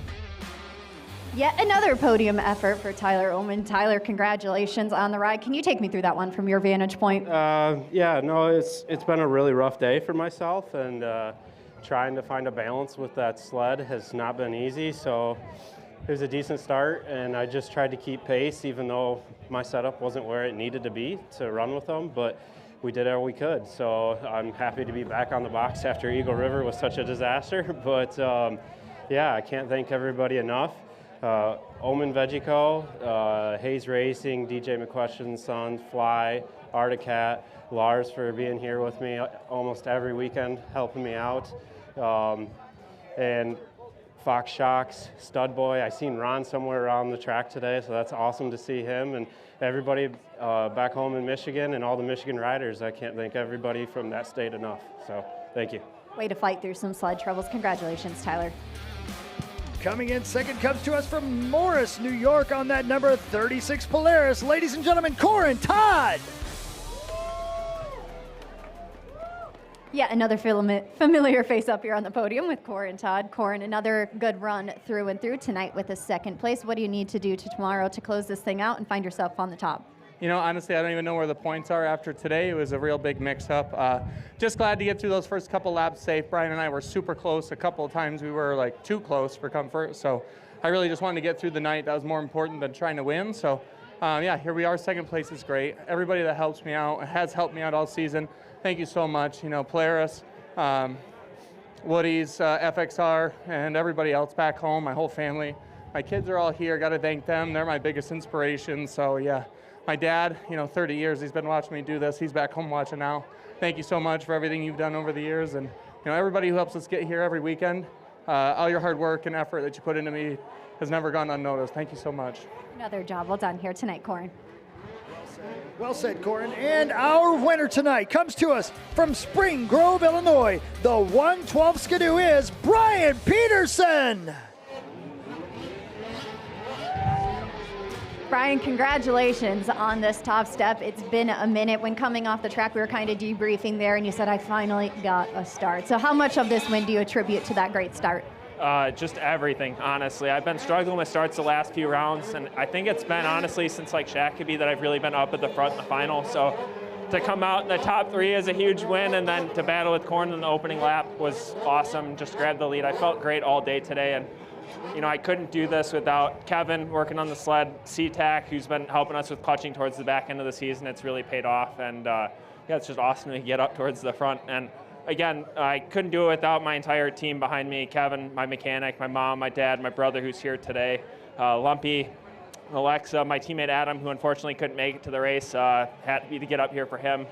All the sponsors, Skidoo for helping out, FloRacing, everybody at Rosen, Thunder Valley, Beef and Grain, GP2, Hexco, Goodwood Performance, the Boathouse, you know, Stud Boy, Rock, CNA, everybody. There's so many people I couldn't even list them all, but thank you guys for helping get us up here. Brian, congratulations on this top step. Let's give it up for tonight's top three. Thank you, Erica. And our Brunt Hard Charger Award winner was Brian Peterson. Congratulations on the win and the Brunt Hard Charger Award. I believe we'll break. And we'll come right back and introduce to you the you know what?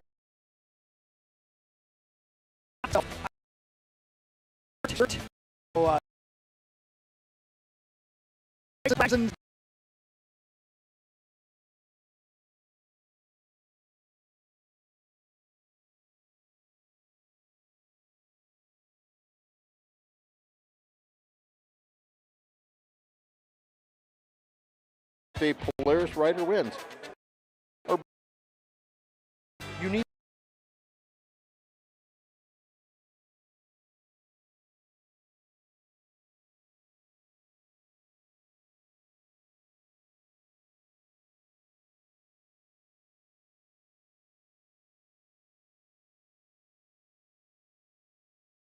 is that code. Broken in Eagle River. Yeah, we did. Quick Change Challenge. And you can go practice right now. So anybody who wants to go practice here on site, you can go practice this Quick Change Challenge, which is taking a ski off, setting it on the ground, and reassembling it in the quickest time. The U.S. Air Force booth waiting on you. And that's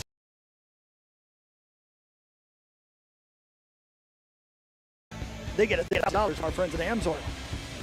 Get on a night from a win both heat races and win that, it's like 50 points. So, or maybe it's 45, but it's in that aspect. Right. So he's all right, but let's just see how this final plays out for him. I could say this. I think I'd feel comfortable saying if he gets a podium, there's a pretty good shot he's wrapped this thing up. Yeah. But we'll find out more momentarily.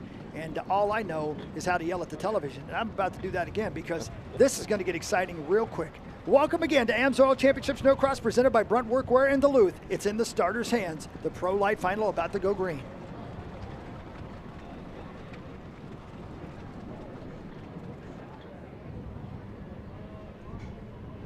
And we are racing in Duluth. 15 sleds into turn one. And I think the 28, Drew Freeland, got there first. Can he hang on to it? We have Cam Cole coming around the outside. That's exactly what Cam Cole needed to do. There you go. It's Freeland. It's Cam Cole. We got sleds. Oh, no, that's the 33 of Evan Christian off his sled at the top. It was Downs and Christian at the top. So goodness. So our two second and third in the points. Second and third points running in the back. And Cam Cole got a great start. And so the battle up front is Freeland, Cole, and Ashline. And right now your leader is the 28 of Drew Freeland. There's Cam Cole on the red sled behind him. The 727 looks to the outside. Yeah, Drew found a better line around up that hill. And who's that? Is that Ashline right behind Cole there? Yep, that's Ashline. So 7 minutes left in this race. And across the Amsoil finish line, it's Freeland, it's Cole, it's Ashline, it's Beasy, it's Johansson. Cole takes the outside line. Second place right now for your points leader. Ashline looks to the inside. Ooh, man, that is an extremely outside line for Cameron Cole as Freeland does his best to try to run away and hide. Right there in fourth is Beasy, who's had a great night as well.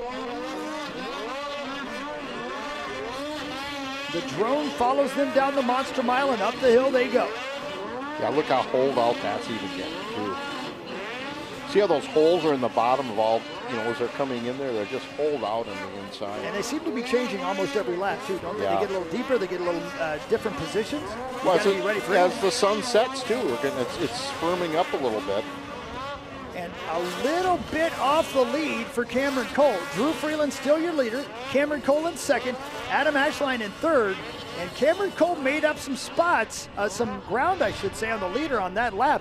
Oh, we got somebody off their sled down there in that turn. There's a yellow there. And look at that, bumper to bumper as they head up the hill. And that's for the lead. Yeah, Cole figured out now he's got to come up this inside and try to run with them at least. Drew Freeland out of Corcoran, Minnesota. Cameron Cole out of Medina, Minnesota. They literally could walk to each other's high school. And now they're on this racetrack competing for the win here in Duluth. Yeah, these two grew up racing together. They hang out together. Their parents hang out together. So they are, even though they're on different teams, they know each other. They certainly do. And that time, a much stronger lap for Drew Freeland as they both, again, have to take that outside line as we got a yellow at the bottom of the track there. That sled still in the middle of the track there. You see there a really good shot showing you just how much ground Drew Freeland got away from Cameron Cole on that lap. Down the Monster Mile they go.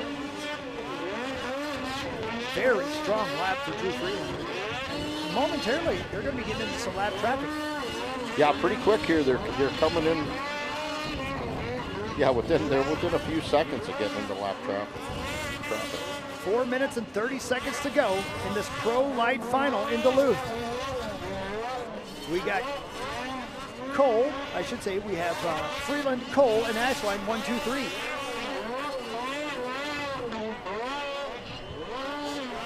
At the very bottom of the hill there. And now up the hill he goes, looks over his shoulder, he sees Cameron Cole's right there. There's one, there's two on your screen. The drone will follow them down the stretch. Skipping like a rock through the snow. Over the U.S. Air Force Flyway, down the hill they go. Now Fish 4 minutes left in this race, and Freeland has the lead, but got a little squirrely there, Fish. That's called tightrope walking on that edge. He was close. He's trying to stay in some smoother area, and that can be detrimental. But I'll tell you what's going to be detrimental is right there. He's in lap traffic, and look at Cam Cole taking advantage of that. There's Freeland, there's Cole. Up the hill they come. 3.5 minutes left in this final, and it's far from over. The points leader looks to the inside. Now, you don't want to get too aggressive either because you're not far away from a championship if you're not careful here. You could watch it all float away from you with one bad mistake, but Cameron Cole's a pro. He knows that. Yeah, he's, you don't know, if part of his mind he's thinking, well, if I take second, I still have a good chance at this points championship. But on the same note, I want to win. Absolutely. Big error for Drew Freeland right there. Cam Cole to the outside, Freeland to the inside. Ashline still back there in third, Beasy and Hegeman fourth and fifth. Bottom of the hill for your leader. 2 minutes, 45 seconds left in this Pro Life final. Now up the hill they go. Made up some ground again, did Drew Freeland that time on that lap. Headed down the Monster Mile. The red sled behind him is Cam Cole. Big air for Freeland there coming through up that uphill. Over the U.S. Air Force flyaway, and down the hill they come in front of these fans. Over the Amsoil finish line, now 2 minutes to go in the final. Inside line for Freeland, outside for Cole. Almost too far outside once again for Cameron Cole at the top of the hill. Yeah, both these guys got to be careful too. You know, they're letting it all hang out right now, and that's going to could bite them. You know, look at right now these almost an 8-second lead on third place right now. Freeland, Cole, and Ashline, Beasy, Hegeman, your top 5 right now. Up the hill they come again. Down to 1.5 minutes left in this final. An impressive race for Drew Freeland. Again out of Corcoran, Minnesota, on the number 28 Skidoo. His arms are getting tired. He's got 1 minute and 20 seconds left in this final. Can he hold off the leader? We got a yellow right there too. And this could change things. Yeah. We got a yellow and we have a lapper right in front of Drew Freeland. For everybody tuning in, maybe don't know, what's the yellow flag mean? Well, you cannot jump and you cannot pass until you clear the accident. And we've seen that bite people in the past. Looked like everybody got themselves slowed down, but we also, it looks like, Cam Cole made up a little ground there. So now under 1 minute to go in this final, and there's Cam Cole right on Drew Freeland's tail. And they're also catching up to some lappers like we were talking. That can be really add to the confusion here. Inside line. The lapper makes way. Cam Cole is right on the leader's tail. And over the Amsoil finish line, now 2 laps to go as Cam Cole looks to the outside. Oh, yellow flag. And the yellow flag flies again. Keep it on the snow. That's a tough one right there. A bad spot at a bad time for both these sleds. Yeah, you know, you want them to be able to race too, and yet a yellow flag just screws that all up. And back on the gas they go. You see the red, the brake glowing on Drew Freeland's sled. And the red of Cam Cole looks to the inside. And they are headed up the hill on the Monster Mile again, and Cam Cole looks to the inside. Freeland really got on the gas right there, Fish. Yeah, he had a nice line coming up the hill there. A little quicker. Over the U.S. Air Force flyway, a little crooked there. And the white flag will fly. Drew Freeland's got 1 lap left in this race. Can he hold off Cam Cole for 1 more lap? Oh, and we still have yellow. Still have the yellow right there. Both sleds staying on the snow. Look at that brake glowing. Look at Cam Cole lurking behind the leader. Back on the gas they go. A half a lap to go in the Pro Light final. A couple of lappers right ahead of these two. Up the hill they go. Inside look for Cam Cole. Now outside. Freeland to the inside. They make their way to the top of the hill. Here comes Cam Cole one more time to the inside. That's like... Over the U.S. Air Force flyway, heading for checkers. They're drag racing for the finish line. Who will win? And the checkers fly in. Drew Freeland. No, Cam Cole got him. Cam Cole gets him at the finish line. According to what we're seeing on the screen, we will allow the scorers to tell us who got where, but what a race for those two friends. Our scores are showing it looks like Cam Cole got the win at the very finish line. Yeah, that was a great race. What a race. You know, Cam Cole, Drew Freeland, Adam Ashline, 1, 2, 3 in this Pro Light final. As to our very right here in the booth, we're getting a look at what was a photo finish. And I am glad I do not have to make that call myself. But what another great race and what has been a spectacular year of racing in this U.S. Air Force Pro Light division. My goodness. Yeah, is that maybe Cam's transponders farther forward in the Maybe it was. I'm not sure. Let's look at it here. Let's take a look at the finish. Freeland on the inside. I'll tell you, I'm not sure. I have no idea. I mean, well, the transponders don't lie. The transponders doesn't. Yeah, you're right. I mean, let's take a look at it. Oh yeah, you can. And you got to remember the transponder isn't at the lip of the top. Sometimes it's in the middle. Got it. Yeah. And right there, you can see Drew Freeland puts his fist in the air. And either way, I mean, he's going to be happy. That's a heck of a race. Yeah. But, man, woohoo! Again, as far as we can tell right now, that win went to Cameron Cole. But how many .031? What's that mean? 0.3 of a second? 3/100ths of a second. 3/100ths of a second, a win. Math is not my strong suit. What a great night of racing. Goodness sakes. So,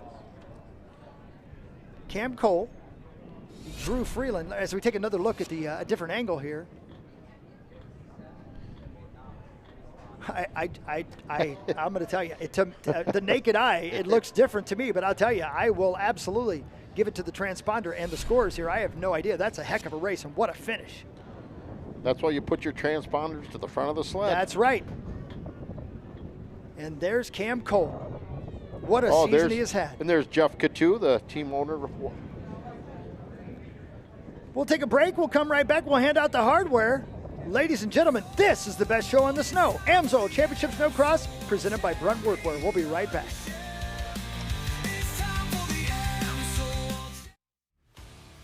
Every race is a test of performance. When the stakes are high, racers rely on proven products. If AMSOIL products are engineered for this kind of punishment, you can trust them in your garage. Shop by vehicle to find everything you need for your ride. Get the protection you demand and performance you deserve with fast, free shipping from AMSOIL.com.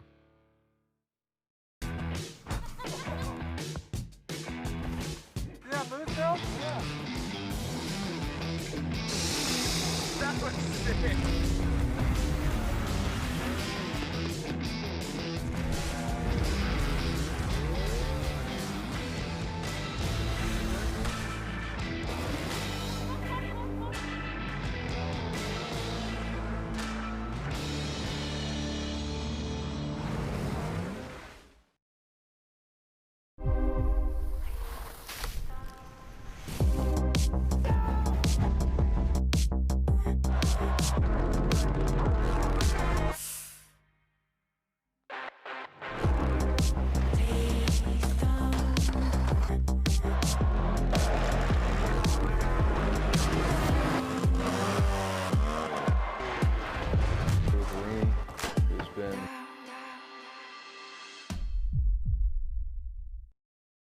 Every product Brunt makes is named after one of my buddies in the trades who inspired it and helped us design it. Matt Marin, union drywaller, needed a wedge boot with serious comfort. Tony Tora, Army veteran and jack of all trades, needed a pant that's built tough and versatile. And John Chevlin, contractor and business owner, needed a work hoodie that performs in any situation. Every step of our design process revolves around listening to the guys who actually do the work, because they've earned a seat at the table.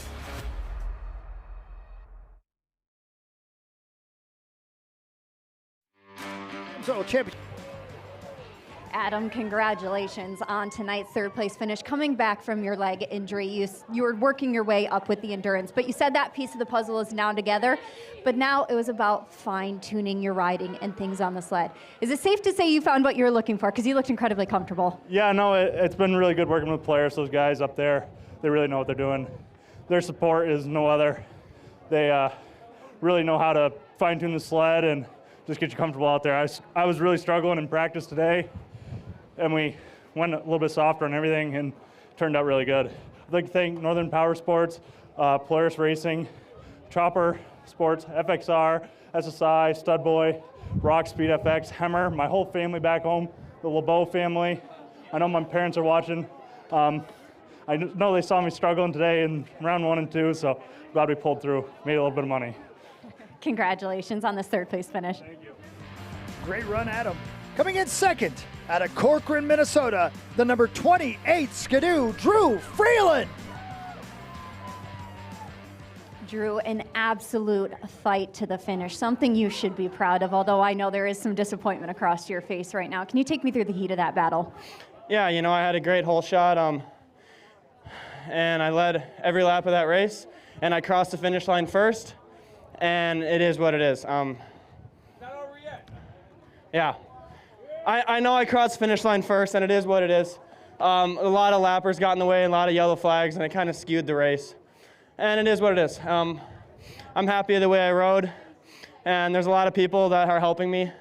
I want to thank Al and everyone from Snocross race team, my mechanic Eli, all my friends and family for being here.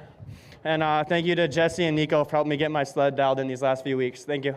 Still a lot to be proud of after that performance. Congratulations, Drew. Brunt Hard Charger Award winner was Drew Freeland.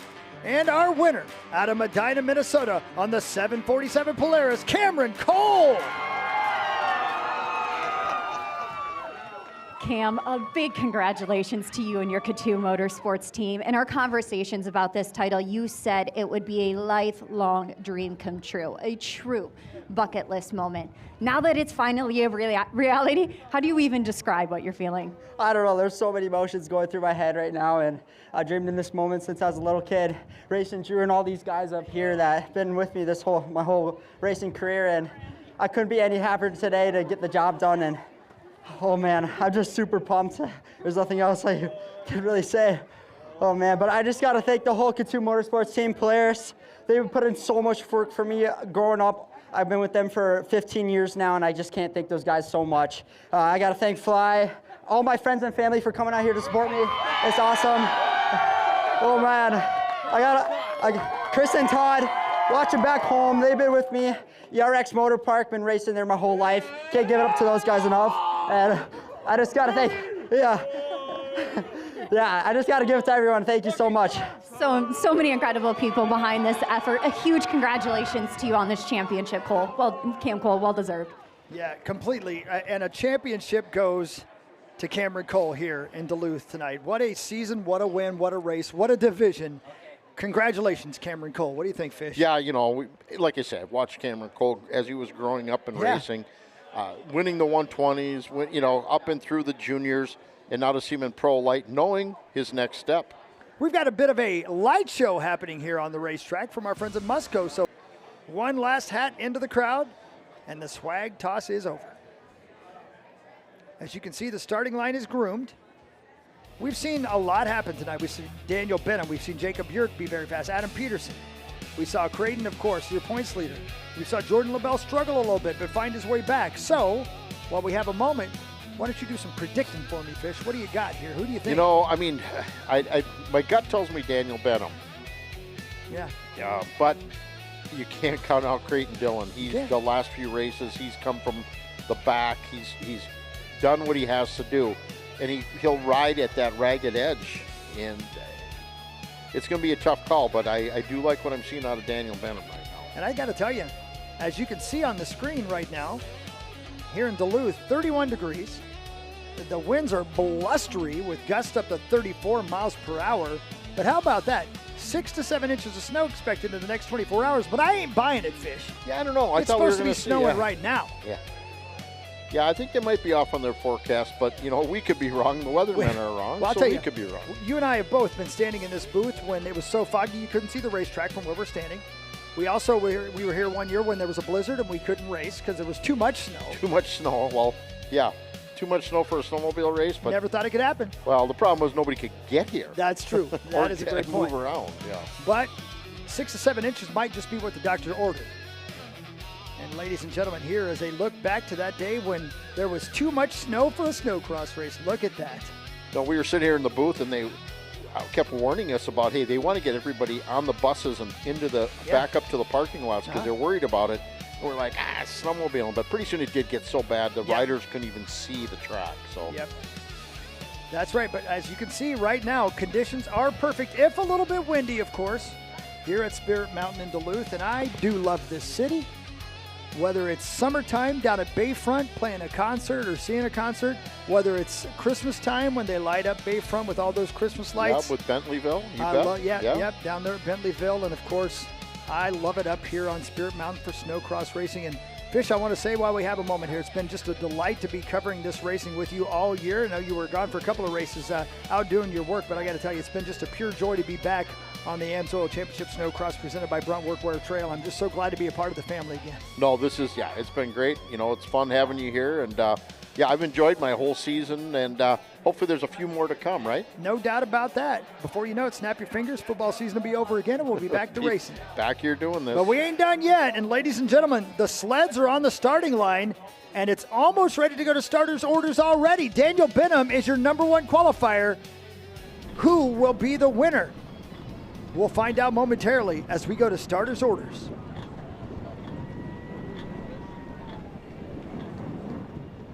And they are racing in Duluth. Look at that. Peterson, a great start. Can he hold on to the stud boy hole shot? Doesn't look like it. Benham pulled up on that inside. Just what you talked about earlier. That inside line, if you can hang on to it, is the fast way around. Look at Jordan LaBelle with a big jump. Adam Peterson got the stud boy hole shot, but he's not got the lead. Daniel Benham is your leader. Stud boy hole shot, Adam Peterson lead, Daniel Benham. Yeah, that inside, it's just, granted, it just showed Peterson got up the hill first, but didn't hold that inside line like Benham did. At the bottom of the hill, look at the battle happening for first, second, and third right there. Up the hill they go, and Jordan LaBelle is your leader. Yeah, where did LaBelle come from? LaBelle crossed the finish line for the first time in fifth, but suddenly right there he is in the lead. With Creighton Dillon coming up the inside on Benham.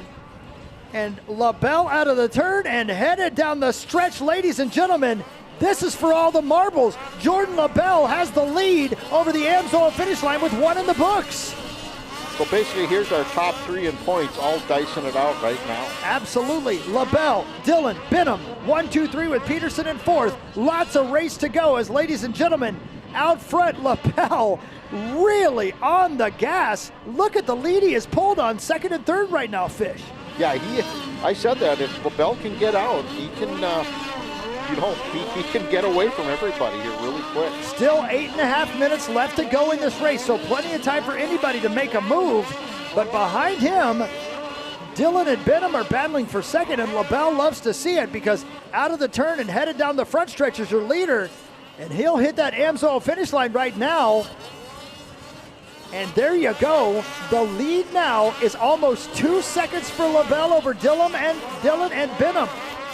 Yeah, that is just, look at LaBelle. He's just, he knows what he has to do. He's got to win, even though he's only gaining a couple points, but he's got a lot he needs to. A lot to make up. And mentally, this is giant as well. You got to stay out front. You got to show Creighton Dillon that you're still in this thing. Dillon to the outside right there. And you can see now, nobody's separating these two.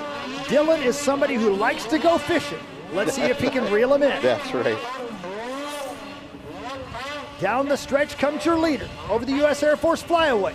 7.5 minutes to go in this AMSOIL Pro Final. Across the AMSOIL finish line with Big Air's your leader. The lead is 2 seconds over Dillon. Another 2 seconds back to Benham. Who would you rather be right now? LaBelle or Dillon? Oh, LaBelle all the way. I mean, he's looking comfortable. He's riding smart. It's going to be interesting. I mean, a bobble, Dillon could be all over him. But right now, LaBelle is sitting in the driver's seat right now. You do like being the guy in the driver's seat, but there was always something for me about being the guy who had to reel the other guy in, waiting for him to make a mistake. And there is that, but you're banking on a mistake. That may not happen. Yep. And let's face it, Jordan LaBelle's not the kind of guy that makes a lot of mistakes. Correct. Over the AMSOIL finish line now, 6 minutes and 40 seconds to go, and there's a yellow flag there. That's Riley Bester, who was off his sled. He gets out of the way, but that really right there shows you just how big the lead, the separation between LaBelle and Dillon is right there. Another yellow at the bottom of the track. Not sure what's going on down there, but look at that. Man, LaBelle is on a rail fit. Yeah, he is. I mean, he's keeping that, 2 second lead on Dillon. The Makita sled through the monster mile once again. 6 minutes to go in this AMSOIL Pro Final. And down the stretch he comes. Jordan LaBelle, headed for the AMSOIL finish line to put another lap in the books. Big air and the outside line in the FXR turn. And there's Creighton Dillon, your points leader, trying everything he can to try to reel in the leader. Yeah, he's pushing hard, but look at those top two starting to gap third place Benham right now. Yeah, the lead is 8 seconds over Benham for LaBelle and 6 seconds over Benham for Dillon. So the real battle on the track is the real battle in the points between that young man on the Makita sled, Jordan LaBelle, and the young man behind him, Creighton Dillon. Top of the hill once again. Now 5 minutes and 20 seconds to go in this race. A lot of racing left. And you know, there's a something to be said for loose being fast. And I'll tell you, both these guys right now, a little loose and very, very fast. Yeah, they are. You watch them how they actually, come down through this hill. The holes, you can just see how they're just getting thrown around. But neither of them are letting off. They're just keeping on it. Not at all. Just on the verge of losing it at every moment on every part of this racetrack. There's Creighton Dillon. There's Jordan LaBelle. Up the hill they go again through the Monster Mile. LaBelle on the Makita sled. It looks like Dillon reeled him in a bit right there, Fish. Yeah, he did. He got a little bit of run up the hill. Now 4.5 minutes left in this final over the AMSOIL finish line. Another lap in the books for giant air for Jordan LaBelle. Both take the outside line. It's one thing to reel him in. It's another thing to try to get around him. Creighton Dillon's got lots of work to do, and he's running out of time to do it. Yeah, like you're right. I mean, he can catch him. He can get right on his bumper. He could bump him, but he's still got to get around. Up the stretch they come again. The right-hand turn for LaBelle. Through the monster section of the racetrack and up the hill he goes. A very good lap for Jordan LaBelle. Puts a little distance between him and second this time. Over the U.S. Air Force flyaway, and in front of the crowd he comes again. The leader headed for the AMSOIL finish line. Now 3 minutes and 40 seconds to go in this pro final. Yeah, you can't get a much more matched set of riders than those two right now. They are just hitting their marks. You can just watch them. I mean, they're using a lot of the same lines. They are. At that time, a bit of a bobble for LaBelle, and Dillon is right there to capitalize on it. The lead is not much now as they head back up the hill. Big air for Dillon there. Looks to the inside. A heavy roost and a bobble.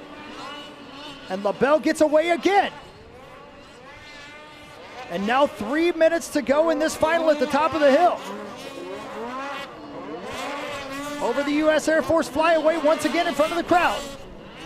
Dillon trying to reel in LaBelle. Over the AMSOIL finish line, and the lead is down to half a second. Dillon looks to the inside, Fish. Yeah, Dillon goes up. He tries to square it up on that inside. Bottom of the hill, bumper to bumper. LaBelle knows he's there. Can he do anything about it? And they're about to get into lap traffic as well. Yeah, we'll see how much this lap traffic plays into this cat and mouse game they're doing right now. 2 minutes and 20 seconds left for Jordan LaBelle. Dillon tries to find a way around him on the outside. He hasn't been able to do it, but he's reeled him in a little bit every lap as of late. Out of the U.S. Air Force flyaway turn, and down the stretch he comes. Now 2 minutes to go in the final for LaBelle over the AMSOIL finish line. Both take the outside line. No, actually, Dillon takes the inside line. Dillon looks to the inside. You see how when he's hitting, going down the hill and he's going in the air, almost looks like he's going backwards when he goes up in the air. They're hitting so hard. And that cost him a bit. And up the hill they come again. There's LaBelle on the Makita sled. Keeps that track on the snow as much as possible. Through the Monster Mile again. Now 1.5 minutes left for Jordan LaBelle in this AMSOIL final. To the top of the hill they go. Yeah, these two are so evenly matched right now. And they're about to, again, to get into heavy traffic over the AMSOIL finish line. 1 minute and 20 seconds to go for Jordan LaBelle. Outside line, inside line for Creighton. Big air for Dillon. Yeah, Creighton's got that. He's got that doubling into the corner there. 2 sleds in front of them. LaBelle tries to escape him by going outside. Creighton to the inside. Now LaBelle looks to the inside. Here comes Creighton as they head up the hill. Creighton tries the outside line. LaBelle has to adjust his line to try to get around the lapper. Creighton Dillon to the inside. They are elbow to elbow. LaBelle holds on to the lead at the top of the hill. 40 seconds to go in the final, and down the stretch they come. Now, this is getting to be a very close race. We have now Cam 30 and seconds Peterson. to go. LaBelle to the outside. Dillon to the inside. The lappers are going to be a part of this. And both of them were, both of them got held behind the lappers. And we've got a new leader. Creighton Dillon to the inside, takes the lead. And Dillon takes the lead over LaBelle at the bottom of the hill. Does LaBelle have anything for Dillon here? They're so evenly matched. They are. I just can't. And Dillon to the lead. And now here comes LaBelle, looks to the inside. Over the U.S. Air Force flyaway. Dillon, the lead. LaBelle in second. They hit the Amsoil finish line and the white flag flies. 1 lap to go. This is going to be a very interesting last lap here. See if LaBelle has anything for him, if he's going to let it all hang out. Down the hill they go one final time. And Creighton Dillon has begun to pull away. Use the traffic to his advantage, and up the hill he goes in the lead. One last time through the monster mile section of this racetrack. He lurked, he fished, he reeled him in. And now at the top of the hill, Creighton Dillon has nothing but snow in front of him. Down the hill he comes. The checkers and the flames will fly, and Creighton Dillon will win in Duluth. What a race. Yeah, that was quite the race there on that one. Jordan LaBelle will come across in second, and Daniel Benham will hold on for a 3rd place finish. How about Hunter Padnote in 4th and Jacob Yerk in 5th? Wow, a hard-fought victory, and what a night for the Dillon family. Yeah, you're right. You know, both brother and sister looking real good out there, winning their races. Wow, what a race. And again, the racing was happening in front of them for position, so you can't blame anybody. They're doing their best. They're racing for position themselves. Yeah, there's our top 3 in points, right? That's the top 3 in points, the way they came in and the way they finished. Yeah. So that's the way they'll leave, I'm guessing, as well. Dillon, LaBelle, Benham, 1, 2, and 3. What a night of racing here in Duluth. And we get to do it all again tomorrow.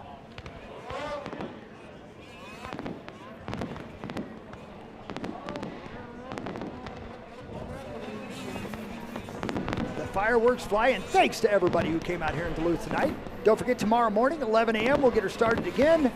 And then tomorrow night's big show, the final race of the season, the final of the finals of the season.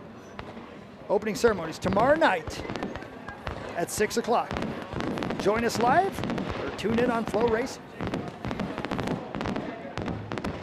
High fives and congratulations from all the folks at Dean Motorsports for Creighton Dillon, the rookie, and the points lead. You know, and there it is. There's in the rookie.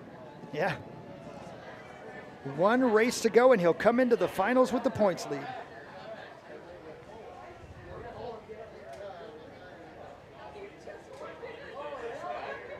And let's take a look at this end of this race and the pass for the win. The final lap, 2 sleds in front of them racing for position. LaBelle to the outside, and this was the problem. LaBelle, the exact line as the person in front of him. Creighton gets a little squirrely on the inside and takes the lead. But yeah, he was able to pass. Did that lapper slow LaBelle down? Yeah, probably a little bit, because he probably. The cat of Daniel Benham. Dan, congratulations on another podium effort. What was working so well for you?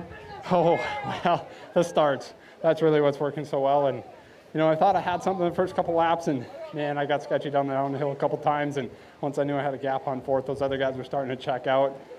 And I felt like if I pushed the pace, I would have been laying in Lake Superior. So I just backed it down and, completed the race. I'm hoping to, fight all the way to the end tomorrow, but happy with the day. I'm just pumped with the team. You know, the whole Fratellone Racing crew has been, it's been an incredible year for us. We've had a lot of fun, and yeah, Mystic Lubricants, FXR, Protofab Engineering, Articat, Fox, Shocks, Rock Speed Effects, CNA Pro Skis. Yeah, my mechanic for keeping the sled together, Jeff for the clutching, and yeah, we're just having fun, and hopefully we can end it off really solid tomorrow. Another job well done. Congratulations, Dan. Our second place finisher was our Brunt Hard Charger Award winner. Out of Quebec, Canada, the 5'11" Skidoo, Jordan LaBelle. Jordan, a tough day for you to say the least. One spot shy of where I know you want to be, but given that rough day, can you at least be happy with the podium result here tonight? I mean, yeah, podium's a podium, but I want to be up there, so just bummed that I got my race kind of screwed by a lapper, but it's racing. I'd like to thank my whole team, Warner Racing, Makita, Skidoo, Form Energy, Kicker Audio, CU Bearing, GMC, Bob the Cooler, KYB Suspension, Speedworks, Rock Speed FX, CA Pro Ski Stud Boy, SSID, Call Mechanic Wear, Scott Goggle, Bell Helmet, Crawl Machine, my mom, my dad, Pascal, puis tout le monde à la maison aussi. Congratulations, Jordan. And our winner tonight, out of Ontario, the 96 Skidoo, Creighton Dillon. Creighton, tonight's final felt like a similar pattern. You coming alive as the laps wore down. What gave you the edge in the end? I'm in shape. I wanted it, man.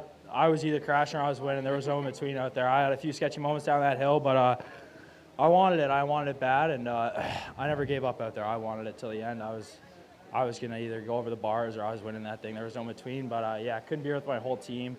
My mom, my dad, my trainer back home, Chris, Sly Walters, FXR, Skidoo, North American Trailer, Aluminum Cabinet Company, Corey, Colton, Dawson, Tyler, Casey, the whole crew, my mom, my dad, my sister.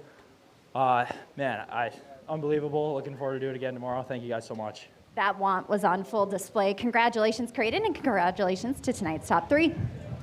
Thank you, Erica. Well done all night long and all season long. And congratulations to our top three. Fish, before we wrap things up and get out of here and get ready for tomorrow, any final thoughts? Yeah, I mean, what great racing. Yeah. I'm stumbling here because these last two races have been just fabulous. I mean, I was on the edge of my seat the whole time. Yeah, no In fact, we were both standing. We were standing. Actually, there was no seat. Somebody took our seats away. But yeah, you're right. I mean, Cam Cole's win there by 0.03 of a second or whatever it was, and then the win on the last lap right there. A great night of racing. AMSOIL Championship Snocross presented by Brunt. Ladies and gentlemen, we'll do it all again one more time for 2026 tomorrow. So tune in. We start at 11. The opening ceremonies for the big racing tomorrow night at 6 o'clock. This is AMSOIL Championship Snocross presented by Brunt Workwear. For Erica Allreed, Taven Woody, Rod Skorich, Jeff Fisher, and a cast of thousands that bring you the best show on the snow, my name is Chris Hockey. Thanks for tuning in. We'll see you tomorrow.